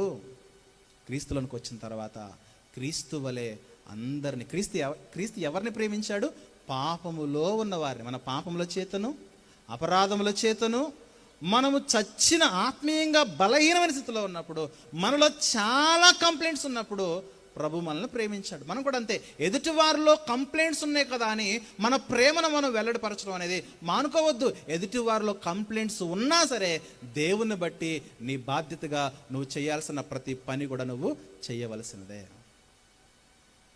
మొదటిది చెప్పండి, శారమ్మ హాగరు రిలీజింగ్ ఆర్డర్స్ వచ్చేంత వరకు వెయిట్ చేసిందా? విడిపోయిందా? వెయిట్ చేసింది. రిలీజింగ్ ఆర్డర్స్ వచ్చాయి, అక్కడ నుంచి లెఫ్ట్ అయింది. రెండవ ఎగ్జాంపుల్ నయోమి, రూతు కష్టపడి అత్తగారిని పోషించింది. అత్త మరణం వరకు నేను నీతోనే ఉంటానన్నది ఉన్నది. అలాగే దేవుడు రూతమ్మని చక్కగా హెచ్చించాడు. అన్య స్త్రీని తీసుకొచ్చి యేసుక్రీస్తు యొక్క వంశగాలలో ఆమెను జాయిన్ చేసేసాడు. ఇక మూడవదిగా ఎవరిని చెప్పమంటారు? మరియమ్మతో ఎవరుంటారు చెప్పండి? మార్త. ఈ రెండు క్యారెక్టర్లు చూడండి, మీరు ఎప్పుడైనా గమనించారా? రెండు క్యారెక్టర్లు కూడా ఎడ్డమంటే తెడ్డమనే రకాలు ఇద్దరు. Note this point. మరియకేమో వాక్యం పట్ల విపరీతమైన ఆసక్తి. ఎప్పుడు వాక్యం దొరుకుతుందా, ఎప్పుడు దేవునిలో గడుపుదామా, ఎప్పుడు ప్రార్థన చేసుకుందామా, ఎప్పుడు ప్రభు దగ్గరికి వెళ్ళాలి, ఎప్పుడు ప్రభు వాక్యం చెప్తే వినాలని వాక్య ధ్యానం పట్ల విపరీతమైన కోరిక, ప్రేమ, ఇష్టం కలిగినది మరియా. మార్తకేమో వంటగదంటే బాగా ఇష్టం. అర్థమవుతుందా? భోజన పదార్థాలంటే బాగా ఇష్టం, ఆతిథ్యం చేయాలంటే బాగా ఇష్టం. మీరు గమనించండి, ఈ రెండు వేరు వేరు వ్యక్తిత్వాలు కలిగిన వారిని దేవుడు ఎక్కడ పెట్టాడు చెప్పండి? ఒకే కుటుంబంలో దేవుడు పెట్టాడు. ఇప్పుడు అక్కడ యేసుక్రీస్తు వారు కనుక వారిద్దరి మధ్య సరైన న్యాయం కనుక చెప్పకపోయింటే వీళ్ళిద్దరు ఖచ్చితంగా కొట్టుకునేవాళ్ళే. నేనేమో బోధకుడు కోసం అన్నం తయారు చేస్తుంటే, రొట్టెలు తయారు చేస్తుంటే, చికెన్ వండుతూ ఉంటే, చేపలు వండుతూ ఉంటే నువ్వేమో నాకు పని చేయకుండా పని దొంగలాగా వెళ్ళి ఆయన దగ్గర కూర్చుని అలా నువ్వు ముచ్చటిస్తావా? నాకు ఎంత కోపం వస్తుంది చెప్పండి. అవునా? మన అత్త పని చేయకపోతే, కోడల పని చేయకపోతే నీకు ఎంత కోపం వస్తుంది చెప్పు? వస్తుందా? వస్తుంది. మా అత్త మంచి నటండి అంటారు. ఆవిడ ఎప్పుడు పని చేస్తుందనంటే ఎవరైనా ఉన్నప్పుడే పని చేస్తుందండి. సేమ్ పాయింట్ కోడలకు కూడా. ఎవరైనా ఉన్నప్పుడు బాగా నటిస్తుందండి, ఎవరు లేకపోతే అసలు మమ్మల్ని పట్టించుకో.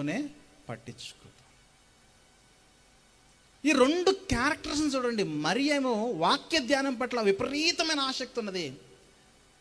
మార్తకేమో వంట రూము విపరీతమైన ఇష్టం ఉన్నది. దేవుడు మీరు గమనించండి, ఈ రెండు వ్యతిరేక స్వభావాలు, రెండు వ్యతిరేక క్యారెక్టర్ కలిగిన వారిని దేవుడు ఎక్కడ ఉంచాడు చెప్పండి? ఒక కుటుంబంలో ఉంచాడు. మన కుటుంబాల్లో కూడా ఎలాంటి వారు ఉంటారు? మన కుటుంబాల్లో కూడా ఒకరికేమో చికెన్ అంటే ఇష్టము, ఒకరికేమో చేపలు అంటే ఇష్టము. ఒకవేళ చేపలు వండిన రోజున చికెన్ వండిన వారు ఏమారు చెప్పండి? ముఖం మార్చుకుంటారు. అవునా? చికెన్ వండిన రోజున చేపలు వాళ్ళు తినేవాళ్ళేమో ముఖం మార్చుకుంటారు. మరి గమనించాలి, తినే విషయంలోనైనా బ్రతికే విషయంలోనైనా యేసుక్రీస్తుని మనం విశ్వసించిన తర్వాత మనకంటూ సొంత ప్రోటోకాల్ మంచిది కాదు. ప్రభు ఎలా బ్రతకమన్నాడో అలాగే బ్రతకాలి. ఆ పాయింట్లు మీరు ఉండండి. అందులో ప్రేమ ఉన్నది. ఎందుకంటే ఎప్పుడైతే ప్రభువుకి మీరు అప్పగించుకుంటారో మీ జీవితాల్లో ప్రభు ప్రేమను మీరు చూపించుకున్న వారు అవుతారు. మరి వచ్చి గొడవ చేస్తుంది, గరిటలు పట్టుకుని వచ్చి గరిటలు పట్టుకుని, కూరగాయలు కోసి చాకెట్లు పట్టుకుని, మొత్తం వెపన్స్ పట్టుకుని వచ్చేసింది ప్రభు దగ్గరికి. ప్రభువా, నేను ఇంత కష్టపడిపోతున్నాను, నాకేం అక్కడ వాక్యం ఉంటుంది నీ దగ్గర, నేను ఇంత కష్టపడిపోతుంటే నీకేం లేదు, కొద్దిగా అయినా బాధ లేదా అని అడిగింది. ప్రభు సెట్ చేశాడు, అమ్మా ఫస్ట్ వాక్యం వినమ్మా, నేను వాక్యం చెప్తున్నానుగా, నేను ఒక బోధకుడిగా, నేను ఒక కాపరినిగా, ఫస్ట్ వాక్యం విను, ఇద్దరు వాక్యం వినండి, ఆత్మ సంబంధం విషయాలు వినండి. ఎస్, ప్రభు మాటకు సరెండర్ అయింది, వాక్యం విన్నారు. తర్వాత ప్రభు అన్నాడు, మరియా నువ్వు వెళ్ళి మార్తతో కలిసి వంట చెయ్యి. వెళ్ళిపోయారు, వంట చేశారు. ఇప్పుడు ఎలా ఉంది చెప్పండి పంచాయతీ? చక్కగా అందరూ కలిసి సంతోషంగా భోజనాన్ని తిన్నారు. అలా కాకుండా ఈవిడ మాత్రం వాక్యానికి కనెక్ట్ అయిపోయి, ఈవిడ మాత్రం వంటగదికి కనెక్ట్ అయిపోతే వీళ్ళ మధ్య సామరస్యమైన ప్రేమలు ఉంటాయా? ఉండదు. ప్రాక్టికల్గా ప్రభు అక్కడ ఎలా వారిని సెట్ చేశాడో అలా మన జీవితాలు సెట్ అవ్వాలి. అంటే ప్రతి ఒక్కరు కూడా మరొకరు నిర్ణయాన్ని గౌరవించుకుని ప్రేమ కలిగి ఉండాలి. రెండు భిన్నమైన వ్యక్తిత్వాలు, రెండు భిన్నమైన స్వభావాల్ని ప్రభు ఎలా ఏకము చేసాడు చూడండి. ఇదే మార్తమ్మ తర్వాత అధ్యాయాల్లో పునరుత్థానం గురించి మాట్లాడుతుంది. ఇదే మార్తమ్మ తర్వాత అధ్యాయాల్లో పునరుత్థానం గురించి మాట్లాడుతుంది, పునరుత్థానం యొక్క శక్తి గురించి మాట్లాడుతుంది, పునరుత్థానం యొక్క బలం గురించి మాట్లాడుతుంది. ప్రియమైన దేవుని సంగమా, మన కుటుంబాల్లో కూడా భిన్నమైన స్వభావాలు, వ్యక్తిత్వాలు కలిగిన వారు చాలామంది ఉంటారు. అలాంటి వారిలో నీ అత్త, నీ కొడుకు, నీ కోడలు, నీ తల్లి, తండ్రి, బిడ్డ అందరూ ఎవరో ఒకరు ఉంటారు. భిన్నమైన స్వభావం ఉన్నది కదా అని వారితో డిస్టెన్స్ ఏమాత్రం కూడా మెయింటైన్ చేయకు. నువ్వు ప్రభువును నమ్ముకున్న వాడివైతే, నువ్వు ప్రభువును నమ్ముకున్న దానివైతే వచ్చేసాయి. ఎక్కడికి రావాలి? ప్రభు యొక్క వాక్యము క్రిందికి రావాలి. వాక్యం యొక్క క్రిందికి వచ్చి ఎప్పుడైతే బ్రతుకుతామో మన జీవితాలన్నీ కూడా దేవుని చేత కట్టబడతాయి, సమాధానకరమైన పరిస్థితులు ఉంటాయి, దేవునిలో మనం మమేకం అవుతాం. తర్వాత మరొక విషయాన్ని మీ జ్ఞాపకాలకు తీసుకొస్తాను. యేసుక్రీస్తు శిష్యుల్లో ఇద్దరు చాలా ప్రాముఖ్యమైన వారు. ఒకరు మత్తయి గారు. మత్తయి గారి యొక్క మొదటి పని ఏంటి చెప్పండి? మత్తయి గారి యొక్క మొదటి పని ఏంటి చెప్పండి? ఆయన ట్యాక్స్ కలెక్టర్, సుంకరి. సుంకరి అంటే ఎవరి కోసం పనిచేస్తాడనంటే గవర్నమెంట్ కోసం పనిచేస్తాడు. అంటే ప్రభుత్వముకు పన్ను వసూలు చేసి ప్రభుత్వానికి ఇచ్చేస్తాడు. ట్యాక్స్ కలెక్టర్గా, సుంకరిగా మత్తయి గారు ఉన్నాడు. అందులో మరొక అపోస్తలుడు ఉన్నాడు, ఆయన పేరే జెలోతే అనబడు సీమోను. ఆయన ఏసరి చెప్పనా, ఆయన ఒక మతాభిమాని, మతముతో నింపబడిన ఒక రాజకీయ పార్టీలో ఉండి అదే రోమా ప్రభుత్వాన్ని ఎలా పడద్రోయాలి అనే ఆలోచన కలిగిన వాడు ఈ జెలోతే అనే సీమోను. మీరు చూడండి, మత్తయి గారేమో ప్రభుత్వానికి ట్యాక్స్ కలెక్ట్ చేస్తూ ప్రభుత్వం యొక్క ఔన్నత్యం కొరకు, అభ్యున్నతి కొరకు, ప్రభుత్వం యొక్క డెవలప్మెంట్ కొరకు మత్తయి గారు కష్టపడుతూ ఉంటే, ఈ జొలేతే అనబడిన మతాభిమాని అనే రాజకీయ తెగకు సంబంధించిన ఈ సీమోను మాత్రము ఎలాగైనా సరే రోమా ప్రభుత్వాన్ని కూల్చేయాలి అనే నినాదంతో బ్రతుకుతున్నవాడు. రెండు గన్స్ కూడా వేరు గన్స్ ఇవే. ప్రభు తీసుకొచ్చి ఎక్కడ పెట్టాడు చెప్పండి? ఒకే చోట పెట్టాడు. నువ్వు ఎవరివైనా సరే ప్రభువులోనికి రాకముందు నీకు ఎంత పైత్యం ఉన్నా, ఎంత స్వార్థం ఉన్నా, ఎంత అహంకారం ఉన్నా, ఎంత గర్వం ఉన్నా, ఎంత ఈగో ఉన్నా సరే ప్రభు దగ్గరకు వచ్చిన తర్వాత, ప్రభువులో కడగబడిన తర్వాత ప్రభుకు సరెండర్ అయిపోవాలి. ఎదుటి వ్యక్తి పట్ల ప్రేమ కలిగి ఉండాలి. అదేంట్రా, నిన్న మొన్నటి వరకు నువ్వు ప్రభుత్వం కొరకు పనిచేసావు కదా అని ఈ సీమోన్ అనలేదు. అదేంటి, నువ్వు నిన్న మొన్నటి వరకు ఆ ప్రభుత్వాన్ని కోల్చాలని పనిచేసావు కదా అని మత్తయ్య గారు కూడా అనలేదు. ఇద్దరు కూడా ప్రభు దగ్గరకు రాగానే ఏమైపోయారు చెప్పండి? వారి పాత జీవితాలను, పాత పనులను పక్కన పెట్టేసి ప్రభు కోసం బ్రతకడము ప్రారంభించారు. అందులో ఏముంది చెప్పండి? ప్రభు వల్ల నేర్చుకున్న ప్రేమ ఉన్నది. రెండు వేరు వ్యక్తిత్వాలు, రెండు వేరు క్యారెక్టర్లు, రెండు వేరు పనులు చేస్తున్నవారు ఎప్పుడైతే ప్రభువులోనికి వచ్చారో, ప్రభు చేత పట్టబడి ప్రభు కోసం పరిచర్య చేస్తారు. అనేక మందిని ప్రేమించి అనేక మంది కొరకు వాళ్ళు ప్రాణాలు పెట్టిన అపోస్తులైన దేవుని దాసులు వారు. అందులో ఏముంది చెప్పండి? ప్రాణము పెట్టేంత ప్రేమ ఉన్నది. అర్థమవుతుందా? అర్థమవుతుందా? మన జీవితాల్లో మనము దేనిని కోల్పోతున్నామో, మన సొంత హృదయాల్లో ఉన్న ఆలోచనలకు మనం ఆలోచన చేసి మనం దేన్ని కోల్పోతున్నామో మనకు అర్థమవుతుందా? మన కొరకు దేవుడు ఎంతో ఇష్టముగా చేసిన పరలోకాన్ని కోల్పోతున్నాం మనము. ప్రియమైన దేవుని సంగమం, గమనించండి. మీ కుటుంబ సభ్యుల పట్ల మీరు ఎలాంటి వ్యక్తిత్వాన్ని, ఎలాంటి ప్రేమను కలిగి ఉన్నారు? ఫైనల్గా ఒక సందర్భంలోకి తీసుకెళ్తాను. మనుషులు మనము ఏదైనా ఒక విషయంలో మనకు నచ్చని పని చేస్తే కరివేపాకు కంటే దారుణంగా తీసి పడేస్తాం. వాళ్ళు ఎవరైనా సరే కరివేపాకు కంటే దారుణంగా తీసి పడేస్తారు. ఒకరోజు పౌలు కూడా అదే తప్పు చేశాడు. అపోస్తలుడైన పౌలని ఎంత గొప్పగా మాట్లాడుకుంటామో, పౌలు కూడా ఒకానొక విషయంలో మార్కులో ఉన్న కంప్లైంట్ని బట్టి మార్కు నాకు వద్దు అన్నాడు. బర్నబా గారికి మార్కు విషయంలో బర్నబా గారికి పౌలు గారికి విపరీతమైన వాదం, తీవ్రమైన గొడవ జరిగిందట. బర్నబా గారేమో తీసుకెళ్దాం ఎక్కడికి, పరిచర్లోనికి. పౌలు గారేమో వద్దు ఎందుకంటే ఇతడు పుంపులి అనే ప్రాంతంలో మన పరిచర్లో మధ్యలో వదిలేశాడు కాబట్టి ఈ వ్యక్తి మనకు వద్దు అని పౌలు గారేమో తన స్టాండింగ్లో బలంగా నిలబడ్డాడు. బర్నబా గారేమో మార్కు కావాలని బలంగా ఉంటే తర్వాత ఏమో చెప్పండి, ఈ మార్కు అనే యోహాన్ను బట్టి వీళ్ళిద్దరు కూడా ఏమైపోయారు చెప్పండి? పరిచర్యలో ఆయన దారి చూసుకున్నాడు, ఈయన దారి చూసుకున్నాడు. ఇక్కడ విషయం చెప్తా, జీవితం ఎప్పుడు కూడా ఒకేలా ఉండదు. కాలం ఎప్పుడు కూడా ఒకేలా ఉండదు. ఈరోజు నువ్వు ఎవరినైతే వద్దనుకుంటున్నావో కాలం గిర్రమని తిరిగి వస్తే రేపు వాళ్ళే నీకు దిక్కు.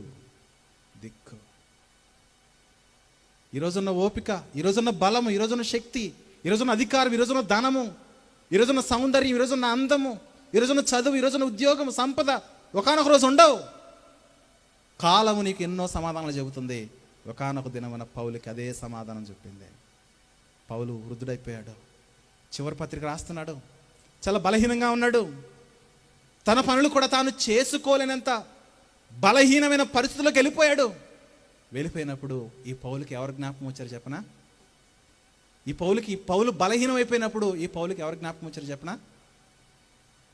నువ్వు యవ్వనంలో ఉన్నప్పుడు, నీకు బలం ఉన్నప్పుడు, నీకు శక్తి ఉన్నప్పుడు, నువ్వు మీటింగ్లో బాగా తిరుగుతున్నప్పుడు, నీ ప్రసంగాల ద్వారా నువ్వు బాగా డెవలప్ అయినప్పుడు, నువ్వు ఎవరినైతే వద్దని వదిలేసావు ఒక చిన్న సేవకుడు, ఆ సేవకుడు నీకు దిక్కయ్యాడు. చూద్దాం ఒకసారి. తిమోతి గారికి రాసిన 2వ పత్రిక, 4వ అధ్యాయము 9వ వచనము. తిమోతి, ఓ నా కుమారుడా తిమోతి, నా బాధ నీకు అర్థమవుతున్నదా? త్వరగా రా నాయనా, ఎందుకంటే నా దగ్గర ఎవరు లేరు, చాలా బలహీనంగా ఉన్నాను, తరచూ రోగాలు, తరచూ బలహీనతలు, వయసు ఎక్కువైపోయింది, నేను మరలా ఇంకో పత్రిక రాస్తానో రాయలేనో, నాకంత ఓపిక లేదు, శక్తి లేదు, చూపు కూడా తక్కువైపోతుంది. దయచేసి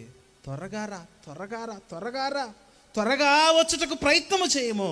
దేమా అనేవాడు యెహోలోకమును స్నేహించి నన్ను విడిచి తెసలోనికకు వెళ్ళిపోయాడు. క్రెస్కే అనే సేవకుడు గలతీకి వెళ్ళాడు. తీతు దళమతీకి వెళ్ళిరి. లూకా అనే సేవకుడు మాత్రమే నా దగ్గర ఉన్నాడు. నేను లూకాతో అన్ని పనులు నేను చేయించుకోలేను, ఎందుకంటే లూకా నాకు సమకాలికుడైన మంచి సేవకుడు, అలాంటి ఆయనకు నేను అన్ని పనులు నేను చెప్పలేను. కాబట్టి నువ్వేం చేస్తావు చెప్పా? మార్కుని వెంట పెట్టుకుని రమ్ము. విన్నావా? ఏ మార్కు? ఒకరోజు నీ బలాన్ని నమ్ముకుని, ఒకరోజు నీ శక్తిని నమ్ముకుని, ఒకరోజు నీ ఉద్యోగాన్ని నమ్ముకుని, నీ ఆస్తిని నమ్ముకుని, అంతస్తుని నమ్ముకుని, ఒకరోజు నాకు వద్దని వదిలిపెట్టేసావే, ఆ మార్కు. పౌలా, ఇది నీకు తగనా అని మనం పౌలను అనలేం. కానీ కుటుంబ బంధాల్లోకి రండి. నీకున్న సౌందర్యాన్ని బట్టి, నీకున్న ఆస్తిని బట్టి, సంపదను బట్టి, సిరి సంపదలను బట్టి నాకు ఎవరైతే వద్దు అని నువ్వు వదిలిపెట్టేస్తున్నావో, చిన్న గొడవైతే భార్యతో విడాకులు అంటున్నావు, చిన్న గొడవైతే భర్తతో విడాకులు అంటున్నావు, చిన్న గొడవైతే అత్తను మామను ఇంట్లో ఉండనివ్వట్లేదే, నీకంత చులకన్నా? ఈ చిన్న భూమి పంచుకునే విషయంలో ఒక చిన్న గజం స్థలము కొరకు అన్నదమ్ములు విసర్జించుకుంటున్నావే, దేన్ని చూసి నీకింత పొగరు? దేని చూసి నీకింత గర్వము? ఒకానొక రోజు రాబోతుంది, నువ్వు ఏది విత్తుతావో దాన్ని నువ్వు పంటగా కొయ్యబోతున్నావు. అందుకే నీకున్న బలాన్ని బట్టి నువ్వు చూసి విర్రవీగవద్దు, నీకున్న శక్తిని చూసి నువ్వు విర్రవీగవద్దు. మనిషిని మనిషిగా ప్రేమించడం నేర్చుకో.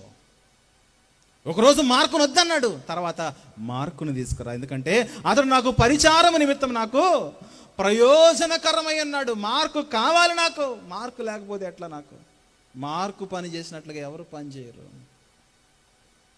ఈరోజు మనుషులు అక్రమ సంబంధాలకి రుచి మరిగారు. భార్యను ఇట్టే వదిలేస్తున్నారు. భార్య నువ్వు ఎందుకు వదిలేస్తున్నారు అంటే, నా భార్యలో ఒకప్పటి సౌందర్యము ఈరోజు లేదు. ఎందుకు లేదు? నీ భార్య నీ కోసము తన కడుపును కోసుకుంది. నీ వంశాన్ని పెంచడానికి నీ భార్య తన కడుపును కోసి నీ ప్రతిరూపాలు నీకు ఇచ్చింది. అందుకే బిడ్డలను కనడం వల్ల నీ భార్య యొక్క సౌందర్యం తగ్గిపోయింది. నాయన, ఒరే, నీకు ఇంత మంచి భార్య ఉంటే, గుణవతైన భార్య ఉంటే, ప్రార్థనాపరాలైన భార్య ఉంటే, ఈవుడిని వదిలేసి ఎవరితోనో పోతున్నావు అంటే, ఆమె నాకు కొంచెం బాగుంది అందుకే ఆమెతో పోతున్నాను, ఇంట్లో ఉన్న దాన్ని వదిలేస్తే, ఇంట్లో ఉన్న ఆవిడని వదిలేస్తే, ఏదో ఒక రోజు నీ డబ్బు అయిపోయిన తర్వాత, వయసు అయిపోయిన తర్వాత, నీకున్న బలము, శక్తి, అధికారం సమస్తం పోయిన తర్వాత, నువ్వు ఎవరినైతే ఉంచుకొని సాంగత్యం చేసి కులికావో అది వెళ్ళిపోయిన తర్వాత నీకు దిక్కు ఎవరు చెప్పు? ఎవరైతే వద్దనుకున్నావో ఆ భార్యని నీకు దిక్కు కాబోతుంది. అందుకే ఏ కారణాన్ని బట్టి కూడా, ఏ రీజన్ని బట్టి కూడా దేవుడు జతపరిచిన వారిని వేరు చేయుట మానుకో. ఈరోజు నువ్వు ఎవరినైతే వద్దనుకుంటున్నావో, ఈరోజు నువ్వు ఎవరినైతే కావాలనుకుంటున్నావో, ఎవరిని చూసి ఎవరిని వద్దనుకుంటున్నావో, రేపన్న దినమన వాళ్లే నీకు దిక్కవుతారు. దేవుని లేఖనం ప్రేమ. నువ్వు ఎదుటి వారిలో కంప్లైంట్ చూసి విసర్జించాలనుకుంటే మొట్టమొదటిగా నీ మీద ఉమ్మి వేసే దేవుడే. అందుకే బైబిల్లో లేఖనాలు తెలిస్తే సరిపోదు, బైబిల్లో వాక్యాలు బాగా తెలిస్తే సరిపోదు. ప్రాక్టికల్గా మనం వాటిని ఇంప్లిమెంట్ చేయాలి, ప్రాక్టికల్గా వాటిని మనం పాటించాలి. ఈరోజు మనుషుల హృదయాల్లో, మనుషుల పట్ల ప్రేమ విషయంలో ఆ ప్రాక్టికాలిటీ మిస్ అయిపోతుంది. చెబుతున్నారు ప్రేమను గురించి ఎంతో తెలుసు, ప్రేమ గురించి ఎన్నో పాటలు పాడతాము, కానీ ఆ ప్రేమ గురించి మనం ప్రాక్టికల్గా ఎందుకు ఇంప్లిమెంట్ చేయలేకపోతున్నాం? సొంత తల్లికి అన్నం పెట్టలేని దిక్కుమాలిన కొడుకున్నాడు, సొంత అత్తకి అన్నం పెట్టలేని దిక్కుమాలిన కోడలు ఉన్నది. సొంత తల్లిదండ్రులు చూసుకోలేని స్థితిలో అభాగ్యులుగా వారిని అలాగే వదిలేస్తున్నారు, కానీ ఏ ఆధారం లేకుండా వారిని గెంటేస్తున్నారు, కానీ వారిని పోషించలేకపోతున్నారయ్యా. ఒకరోజు ఇలాగే పరిచర్యగా నుండి రైల్వే స్టేషన్లో నేను ఆగాను. ఆగితే ఒక ముసలాయన తాత ప్లాట్ఫామ్లో దిమ్మ మీద కూర్చున్నాడు. నాకు ఎందుకో చూడగానే మాట్లాడదాం అనిపించింది. చూశాను, వస్త్రాలు కొంచెం బాగా మురికిగా ఉన్నాయి. ఒక సంచిలో ఒక జత 2 జతల బట్టలు ఉన్నాయి. నేను వెళ్ళి పక్కన కూర్చున్నా, ఏం మాట్లాడలే, పక్కన కూర్చుని ఈ లెఫ్ట్ హ్యాండ్ ఏదైతే ఉందో ఆయన మోకాల మీద వేసాను. మోకాల మీద వేస్తే నేనేం మాట్లాడలేదు, ఆయనేం మాట్లాడలేదు. జస్ట్ నేను మోకాల మీద చెయ్యేస్తే 85 సంవత్సరాల వృద్ధుడు ఏడుస్తున్నాడు. 85 సంవత్సరాల వృద్ధుడు దిక్కుతోచని స్థితిలో ఉండి ఆ స్పర్శకు దూరమయ్యి ఏడుస్తున్నాడు.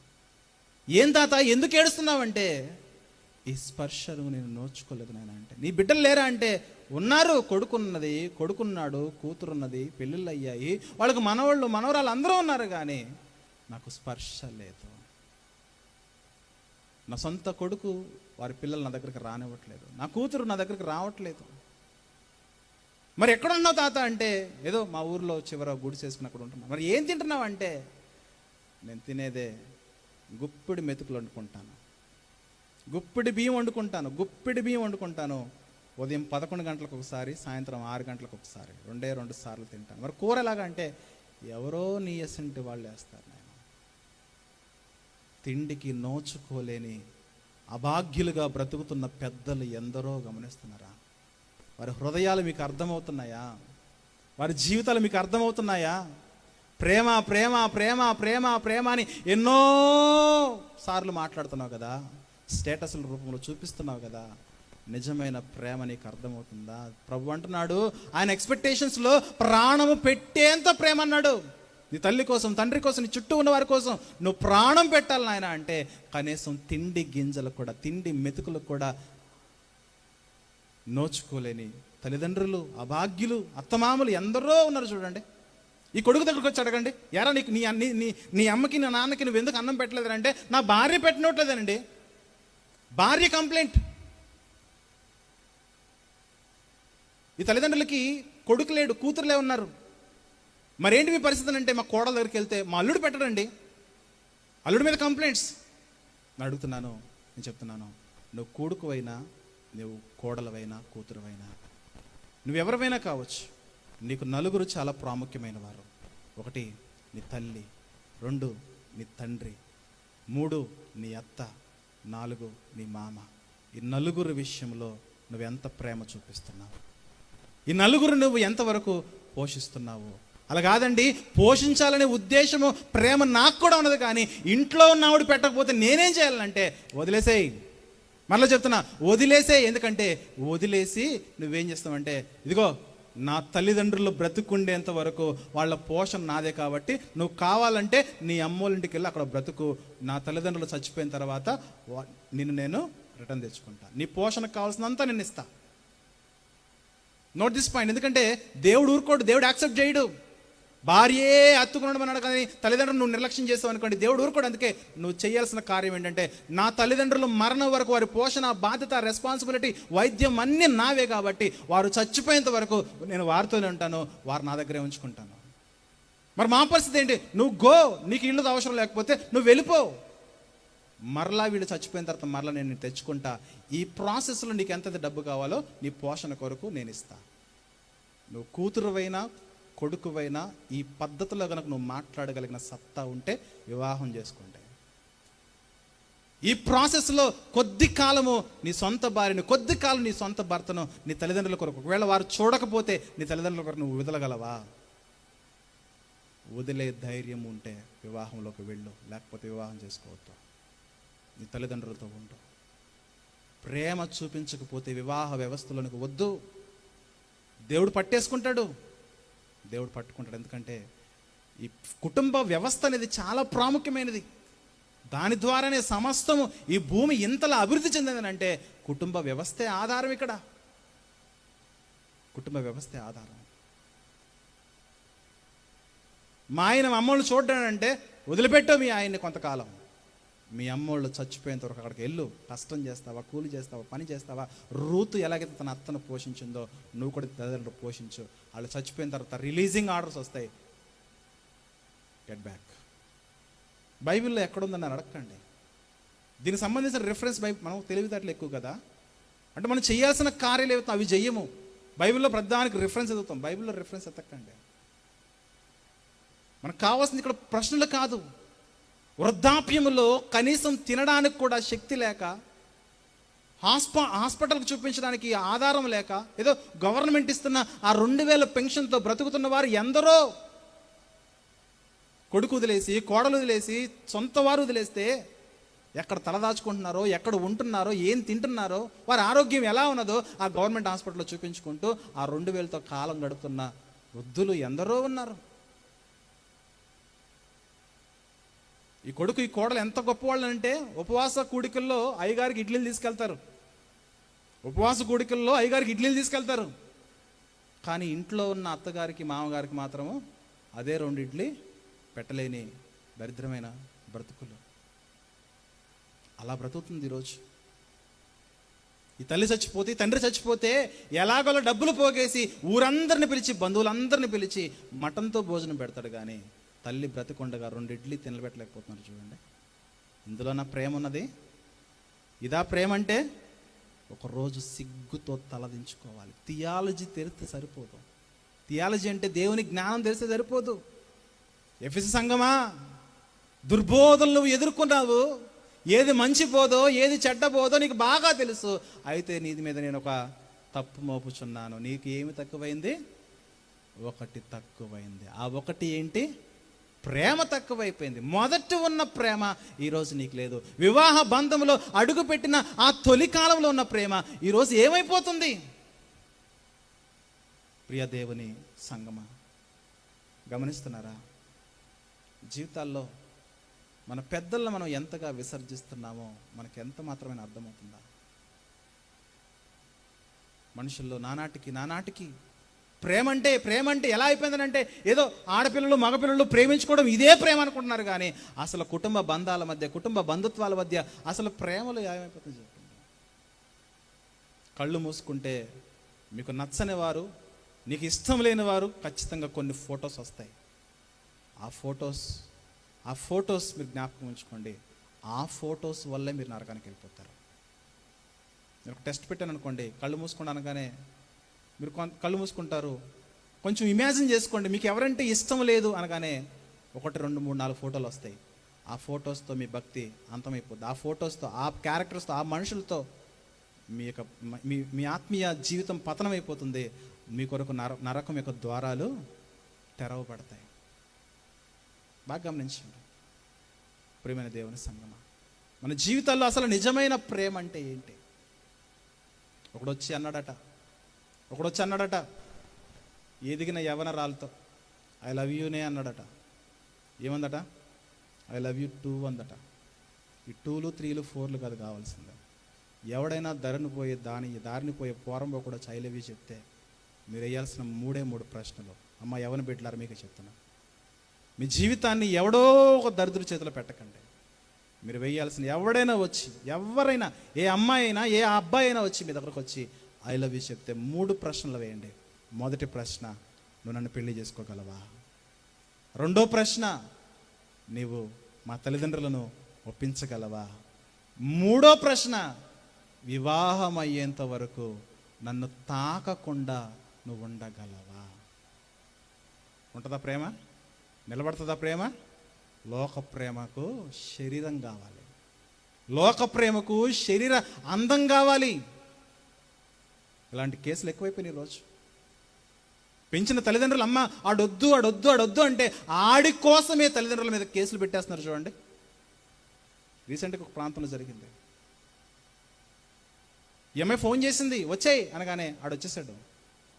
ఇంట్లోంచి డైరెక్ట్గా వెళ్ళిపోతుంది. తండ్రి అడ్డుకున్నాడు. ఏంటమ్మని చేస్తున్నానంటే నాకు ఆడే కావాలంటే తండ్రి బతిమాలుతున్నారు, వద్దా అమ్మ అంటే చివరికి తండ్రి ఆ కూతురు కాళ్ళు పట్టుకున్నాడండి.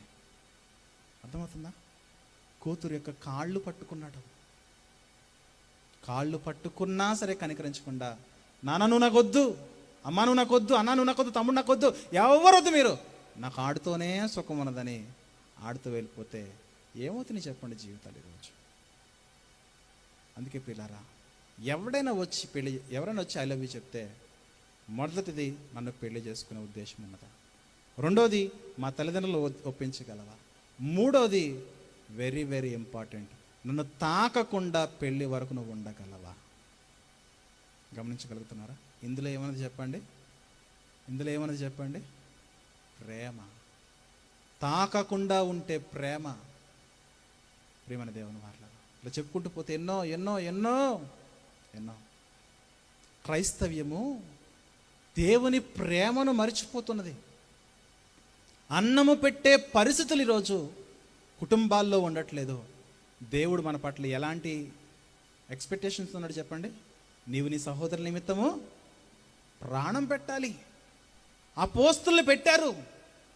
యోహాను సువార్త 15వ అధ్యాయం 13వ వచనంలో అపోస్తులతో మాట్లాడుతూ, మీరు మీ వారి కోసం, మీరు మీ స్నేహితుల కొరకు, మీ సహోదరుల కొరకు మీరు ప్రాణము పెట్టబద్దులైనారంటే అపోస్తులు ప్రాణం పెట్టారు అందరినీ రక్షించడానికి. మనమేమో తిండి గింజల దగ్గర, ఆస్తి పంపకాల దగ్గర, అక్కడ చీర దగ్గర, జాకెట్ మొక్క దగ్గర, అరటికాయ దగ్గర, యాపిల్కాయ దగ్గర, లేదంటే మామిడికాయ దగ్గర, అక్కడ ఆ చెట్టు దగ్గర, ఈ చెట్టు దగ్గర మనం కొట్టుకొని ప్రేమలను చంపేసుకుని బ్రతుకుతున్నాం చూడండి. ప్రేమైన దేవుని వారలారా, గమనించండి. బ్రతుకుతున్నామంటే పరలోకాన్ని చూస్తూ బ్రతకండి. బ్రతుకుతున్నామా అంటే పరలోకాన్ని చూస్తూ బ్రతకండి. కానీ ఈ లోకంలో ఉన్న ఆశలు, లోకంలో ఉన్న కోరికలతో మన జీవితాలతో ఒరిగేదేముండదు. అందుకే మిమ్మల్ని బాగా ప్రేమించి చెబుతున్నాను, మీ జీవితాల్లో దేవుని ప్రేమను నెరవేర్చగలగారా? దేవుని ప్రేమను మీరు నెరవేర్చగలరా? దేవుని ప్రేమ ఎంతటి ప్రేమ చెప్పండి? ఎవరినైనా సరే వదలక, విడువక ప్రేమిస్తూ ప్రాణము పెట్టింది. క్రీస్తు మనందరి కోసము ప్రాణం పెట్టాడు. మనలో కూడా సాధ్యమైతే ప్రాణం పెట్టండి, ప్రాణం పెట్టండి. అంతేగాని ఏ వ్యక్తిని కూడా నీవు దూరం చేసుకోవద్దు. అందులో ఏముంది చెప్పండి? ఏముంది చెప్పండి? ప్రేమ. అందుకే ప్రేమ గురించి గొప్పగా పాడడం గొప్ప కాదు. మరలా చెప్తాను, నేను మరలా ఎప్పటికి వస్తాను నాకు కూడా తెలియదు. మరలా నేను ఎప్పటికి వస్తాను నాకు తెలియదు. మన జీవితాల్లో ఈ ప్రేమ చక్కగా అందరికీ సమపాళల్లో మనం చూపించగలిగితే మనం పరిశుద్ధులుగా మారుతాం. దేవుని ప్రేమను అందరి పట్ల మనం చక్కగా చూపించగలిగితే పరిశుద్ధులుగా మారుతాం. పరలోకం వెళ్ళాలంటే 4 పాయింట్స్ చాలా ప్రాముఖ్యమైనవి. మొదటి పాయింట్ పరిశుద్ధత కావాలి. రెండవ పాయింట్ ఆ మంచి ఆరాధికులుగా ఉండాలి. మనం ఎన్ని గంటలకు వస్తున్నాం చెప్పండి మీటింగ్కి? 7 గంటలకని చెప్పారు. మొన్న సండే చెప్పారు, ఈరోజు పొద్దు నుంచి చెప్తాను, 7 గంటలకు చెప్పారు. నీకు ప్రేమ ఉంటే ప్రేమ కలిగిన వ్యక్తి కొరకు ఏ టైంకి వెళ్తావు చెప్పు? ప్రేమ కలిగిన వ్యక్తి కొరకు ఏ టైంకి వెళ్తారు చెప్పండి? కరెక్ట్ టైంకి వెళ్తాం. సాధ్యమైతే ముందు కూడా వెళ్ళి వెయిట్ చేస్తాం. మరి దేవుడు అంటే నీకు ఎంత ప్రేమ ఉంది? మెసేజ్ టైంకి కొందరు, పాటలు పాడే టైంకి కొందరు, కానుకల టైంకి కొందరు. మనకు ప్రేమ ఉంటే, దేవుడు అంటే మనకు ప్రేమ ఉంటే దేవుని సన్నిధికి సమయానికి వెళ్ళిపోతాం. సమయం కంటే కొంచెం ముందు వెళ్ళిపోతాం. దేవునికి మంచి ఆరాధికులు అంటే చాలా ఇష్టం. నన్ను గణపరిస్తే నేను నిన్ను గణపరుస్తా, నువ్వు నన్ను గణపరిచి నేను నిన్ను గణపరుస్తా. మంచి ఆరాధికులుగా ఉండాలి. ఇక మూడవదిగా మంచి సువార్థికులుగా ఉండాలి. నాలుగవదిగా మంచి దాతృత్వం ఉండాలి. ఈ దాతృత్వం ఏమిటో చెప్పిన ప్రేమ ఉంది. నెంబర్ 1 పరలోకానికి వెళ్ళాలంటే 4 పాయింట్స్. నెంబర్ 1 పరిశుద్ధత. పరిశుద్ధతలో ప్రేమ కలిగిన పరిశుద్ధత. రెండోది ప్రేమ కలిగిన ఆరాధన. మూడోది నీ చుట్టూ ఉన్నవారు నువ్వు ప్రేమించి వారి కొరకు నువ్వు సువార్త చేయి. నాలుగవది నీ చుట్టూ ఉన్నవారు నువ్వు ప్రేమించి వారికి నీవు దాతృత్వం కలిగిన హృదయం ఉండాలి. ఈ 4 ఎవరికైతే ఉంటుందో వారిలో ప్రేమ పరిపూర్ణమవుతుంది. దేవుణ్ణి ఎంత ప్రేమిస్తున్నామో చుట్టూ ఉన్న వారిని కూడా అంతే ప్రేమించాలి. ఈ 2 కూడా సమానమైన ఆజ్ఞలు. అందులో ఏమున్నది చెప్పండి? ప్రేమ ఉన్నది. కాబట్టి ఒక్కసారి చిన్న ఎక్స్పెరిమెంట్. కళ్ళు మూసుకోండి ఒకసారి. అయిపోయింది, కళ్ళు మూసుకోనండి. మీ గుండెల మీద చేసుకోండి. నాకు ఎవరంటే ఇష్టం లేదు అని ఆలోచన ప్రశ్నించుకోండి. నీ హృదయాన్ని నువ్వు ప్రశ్నించుకుంటే నీ హృదయము వేరే వాళ్ళకి అబద్ధం చెబుతుంది. అతడంటే నాకు ఇష్టమే, ఆమంటే నాకు ఇష్టమే అని. కానీ నీ హృదయం నీకు నిజమే చెబుతుంది. నీ హృదయం నీకు నిజమే చెబుతుంది.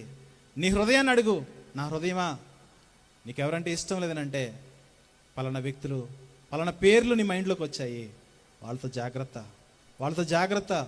వాళ్ళతో కనుక సమాధాన పడకపోతే, వారిని కనుక దగ్గరకు చేర్చుకోకపోతే, వారిని కనుక నువ్వు ప్రేమించకపోతే నీవు నరకానికి, నిత్యాగ్నిలోనికి వెళ్ళిపోయే అవకాశం ఉంటుంది. కాబట్టి జాగ్రత్త పడండి, జాగ్రత్త పడి చక్కగా వెళ్ళి వాళ్ళతో సమాధానకరమైన స్థితిని కొనసాగించండి.